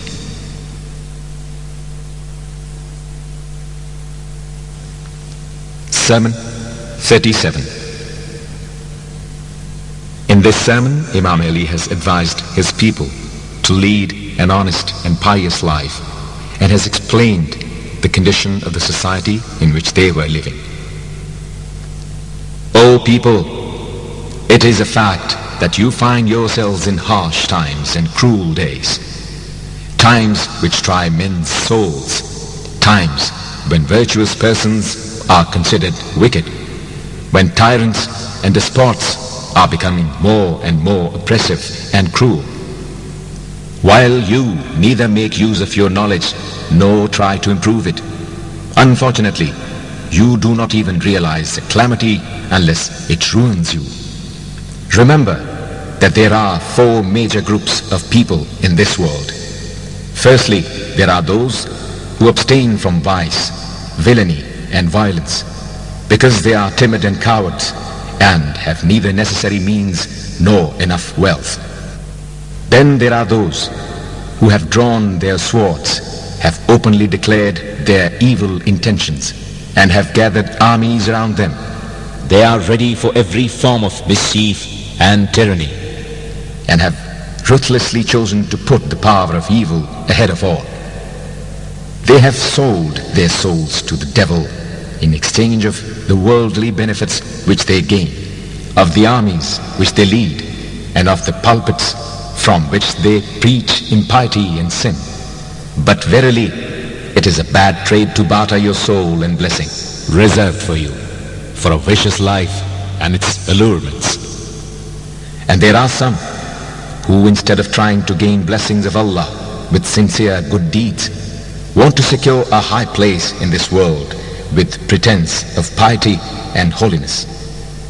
The merciful Allah has not exposed them to the world, and they with easy conscience take wrong advantage of His benevolence to hide their sins under the show of piety and godliness. Lastly, there are people weak in mind and depraved in character. They can neither create resources nor can secure assistance from others, and thus find themselves deprived of wealth and social status. They also try to cover their humility and poverty under the guise of a religious and contented life, pretending to be virtuous and at peace with the world. Though morning, noon and night they think of nothing but how to acquire wealth and status. Besides these four major groups, there is also an insignificant minority of those pious people whom the true conception of His divine greatness and might does not allow to be cruel, villainous and haughty, and whom the fear of the day of judgment does not permit to lead a frivolous life. Theirs is a sorry plight in the present surrounding. They are driven away from the society of their fellow beings, often terrorized, humiliated and persecuted. Some of them are silent workers, sincerely and unostentatiously trying to draw people towards the path of religion and Allah, while others, who cannot find opportunity even for this, live in seclusion, often surrounded with humiliation and poverty, loyal and sincere to their mission. They are like persons thrown into the sea, with hands and feet tied and mouth gauged. They can neither swim to safety nor can cry for help. They have done their duty to man and Allah, and have tried to bring people round religion and truth, till most of them were so ruthlessly suppressed that they lost every position and prestige in society, or were so mercilessly killed that what remains of them is now an insignificant minority. You must realize that a vicious life and the pomp and show gained through vice are really worthless. Renounce the world thus acquired as contemptible. It has always deserted those who fell madly in love with it. Take a warning from the lives of others before your own lives become an example for others to take lesson from it. 38. Abdullah bin Abbas says that Ali was marching the head of his army to Basra. When the army stopped at Ziqar, he found Imam Ali cobbling his old and worn-out shoes. Abdullah bin Abbas looked at this act of Ali with astonishment. The Imam, seeing the look of astonishment in his eyes, said, Abdullah bin Abbas, what for you would be the cost of this pair of shoes? Abdullah bin Abbas replied, nothing, sir. Not even the cost of the stitches put on them. They are worthless. The Imam said, Abdullah bin Abbas, if I cannot establish a regime of justice and truth, and if I cannot eradicate tyranny and impiety, then the value of this caliphate is less to me than the cost of this pair of shoes.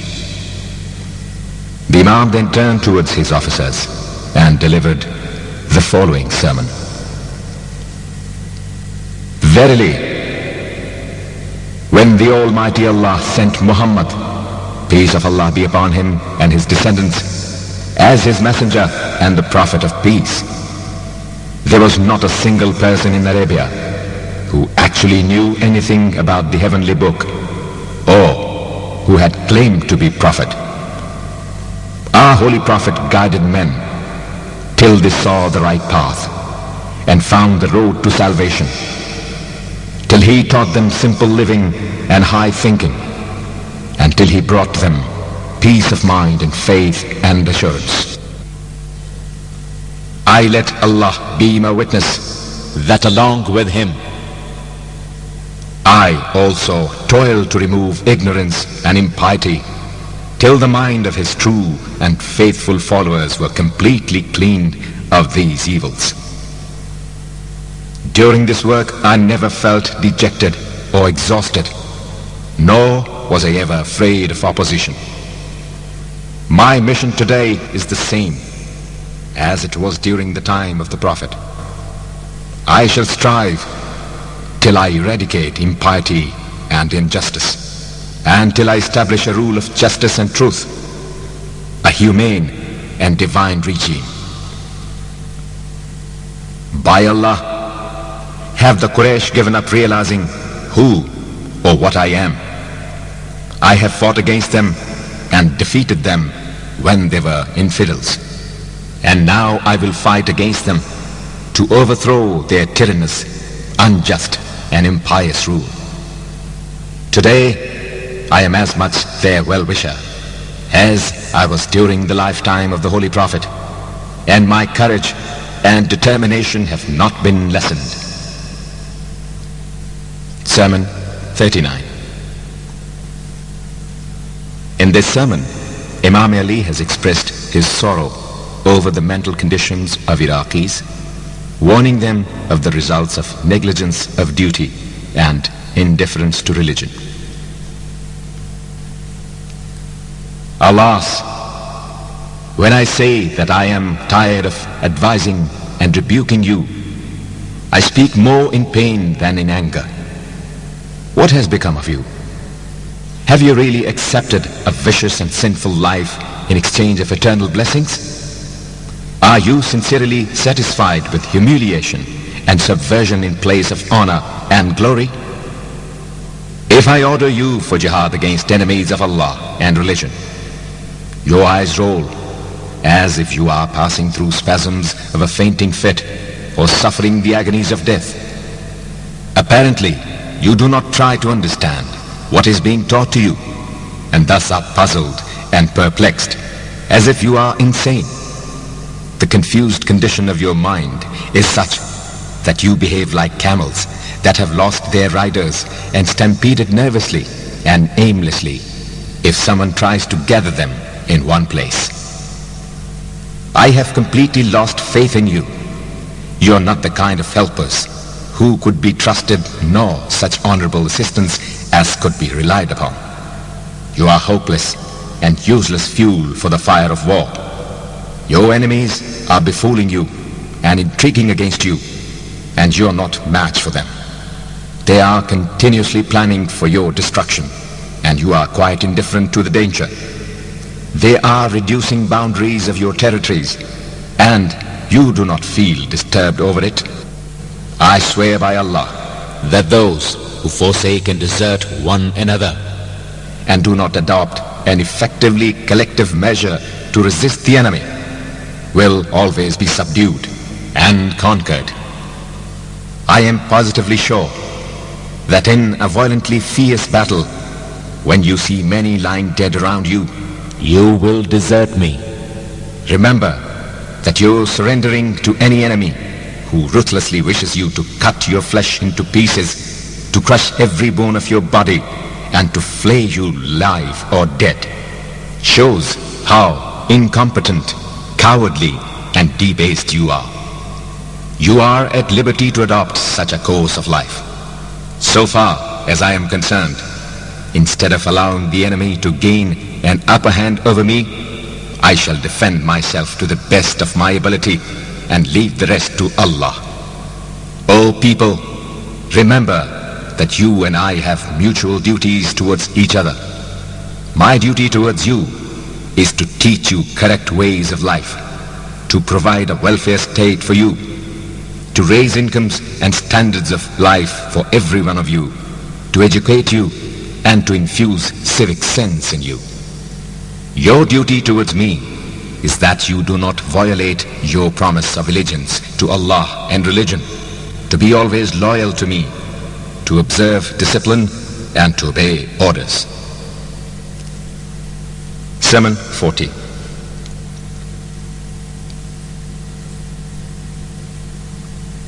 According to Muhammad bin Abdul, the Mufti of Egypt and commentator of Natural Balagha, when the Imam was engaged in the battle of Siffin against Muawiyah and his army was on the verge of a disastrous defeat, Muawiyah's commander, Amr bin As, suggested that they should bribe some officers of Imam's army and also take up the ruse of raising the Holy Quran on spears and surrendering and saying that they surrendered before the Quran and desire to appoint an arbiter to give a verdict according to the teachings of the Holy Quran.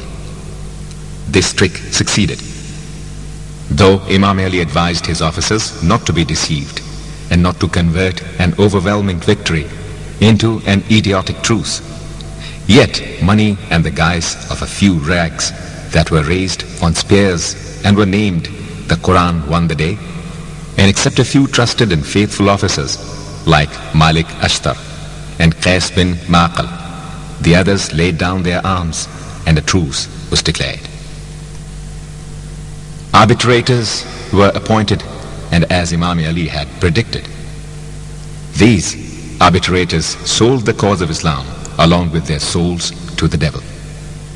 Some of the chiefs realized their folly and came to Imam Ali with apologies. It was not that occasion when this sermon was delivered. The merciful Allah must always be thanked, though you may be facing harsh time or encountering reverses and misfortunes. I testify that there is no God but Allah, the Almighty. He has neither a colleague nor an associate, and that our Holy Prophet Mohammad is his servant and messenger. Peace of Allah be upon him and his descendants. I want you to learn this obvious truth, that to disbelieve the advice of a solicitous and devoted friend, and to disobey the counsel of a learned, experienced, and well-wishing advisor always terminates in shame and grief and results in regret and sorrow. Do you remember the advice I gave you in respect of that arbitration affair? It was truly a sincere and highly valuable advice, but behaving like suspicious and evil-wishing enemies or faithless and untrue followers, you refused to accept my counsel till I was reluctantly forced to withhold it. You lost a golden opportunity and are now realizing it too late. I wish you had realized it in time. Sermon 41. The Battle of Nahrawan took place between Imam Ali and the Hajiites. The Hajiites were the people who were in the army of Imam Ali at the Battle of Siffin. As described in the note of Sermon 40, they compelled Imam Ali against his better judgment to accept the proposal of arbitration. But when the result of arbitration was made known to them, and when the promises made by Muawiyah were not fulfilled by him, they declared that Imam Ali had made a mistake in accepting arbitration, because no one could arbitrate in the affairs of Islam but Allah. With this ruse, they decided to fight against Imam Ali and gathered an army of more than 12,000 soldiers and attacked Nahrawan, a town on the bank of Euphrates, and killed its governor, his children and wife. The poor woman was pregnant. After killing her, they ripped open her abdomen, took out the baby, and cut it into pieces. Then they started an orgy of murder and loot, killing such famous persons as Sinan Saidawi and Harith bin Murrah, and many men, women and children. They pillaged many houses at Nahrawan and many towns near it. Thus, Imam Ali was forced to fight against them. This battle took place at Nahrawan. Just before the battle, the Imam warned them in the following sermon, drawing their attention towards the fact that it was they who had brought about the arbitration at Siffin, and then they had drawn their swords against him for making the very same arbitration, a reason of fight against him. This sermon contains a prophecy which came true, and almost every soldier from the army of the rebels was killed before the day was over. I want to warn and advise you against this battle, for you may all be killed in it, and the next day sun may shed its morning light upon your mutilated and blood-stained bodies strewn along the basin of this river. You and only you will be responsible for your death. You will die without justifying your action before man and Allah. You have no reason whatsoever to declare a war against me. You are maddened with the lust of false grandeur of a sinful life. It has confounded you and has entrapped you in its mesh. Do you not remember that from the very beginning I was advising you all not to accede to the proposal of arbitration and truce at Siffin? But behaving like a bitter enemy of mine, you refused to accept my advice, and I was, with great repugnance, forced to concede to your demands. Your fickle-mindedness and want for judgment was responsible for the loss. But now you want to lay the responsibility at my door and make it a cause of revolt against me? Though I was always your well-wisher and never suggested to you anything that would have brought harm to you, mean and contemptible you have been, and so you will always remain. Sermon 42. In this sermon, Imam Ali has described his sincere efforts, courage and fortitude for the cause of Islam, comparing with other Muslims, especially during those early days when the Holy Prophet first started preaching Islam. I stood up alone among my contemporaries to welcome the order of Allah while they were keeping back timidly. I boldly came forward to defend the faith while they were nervously hiding their heads under their hoods. I unhesitatingly testified the message of Allah while they were dumbfounded with the fear of unbelievers.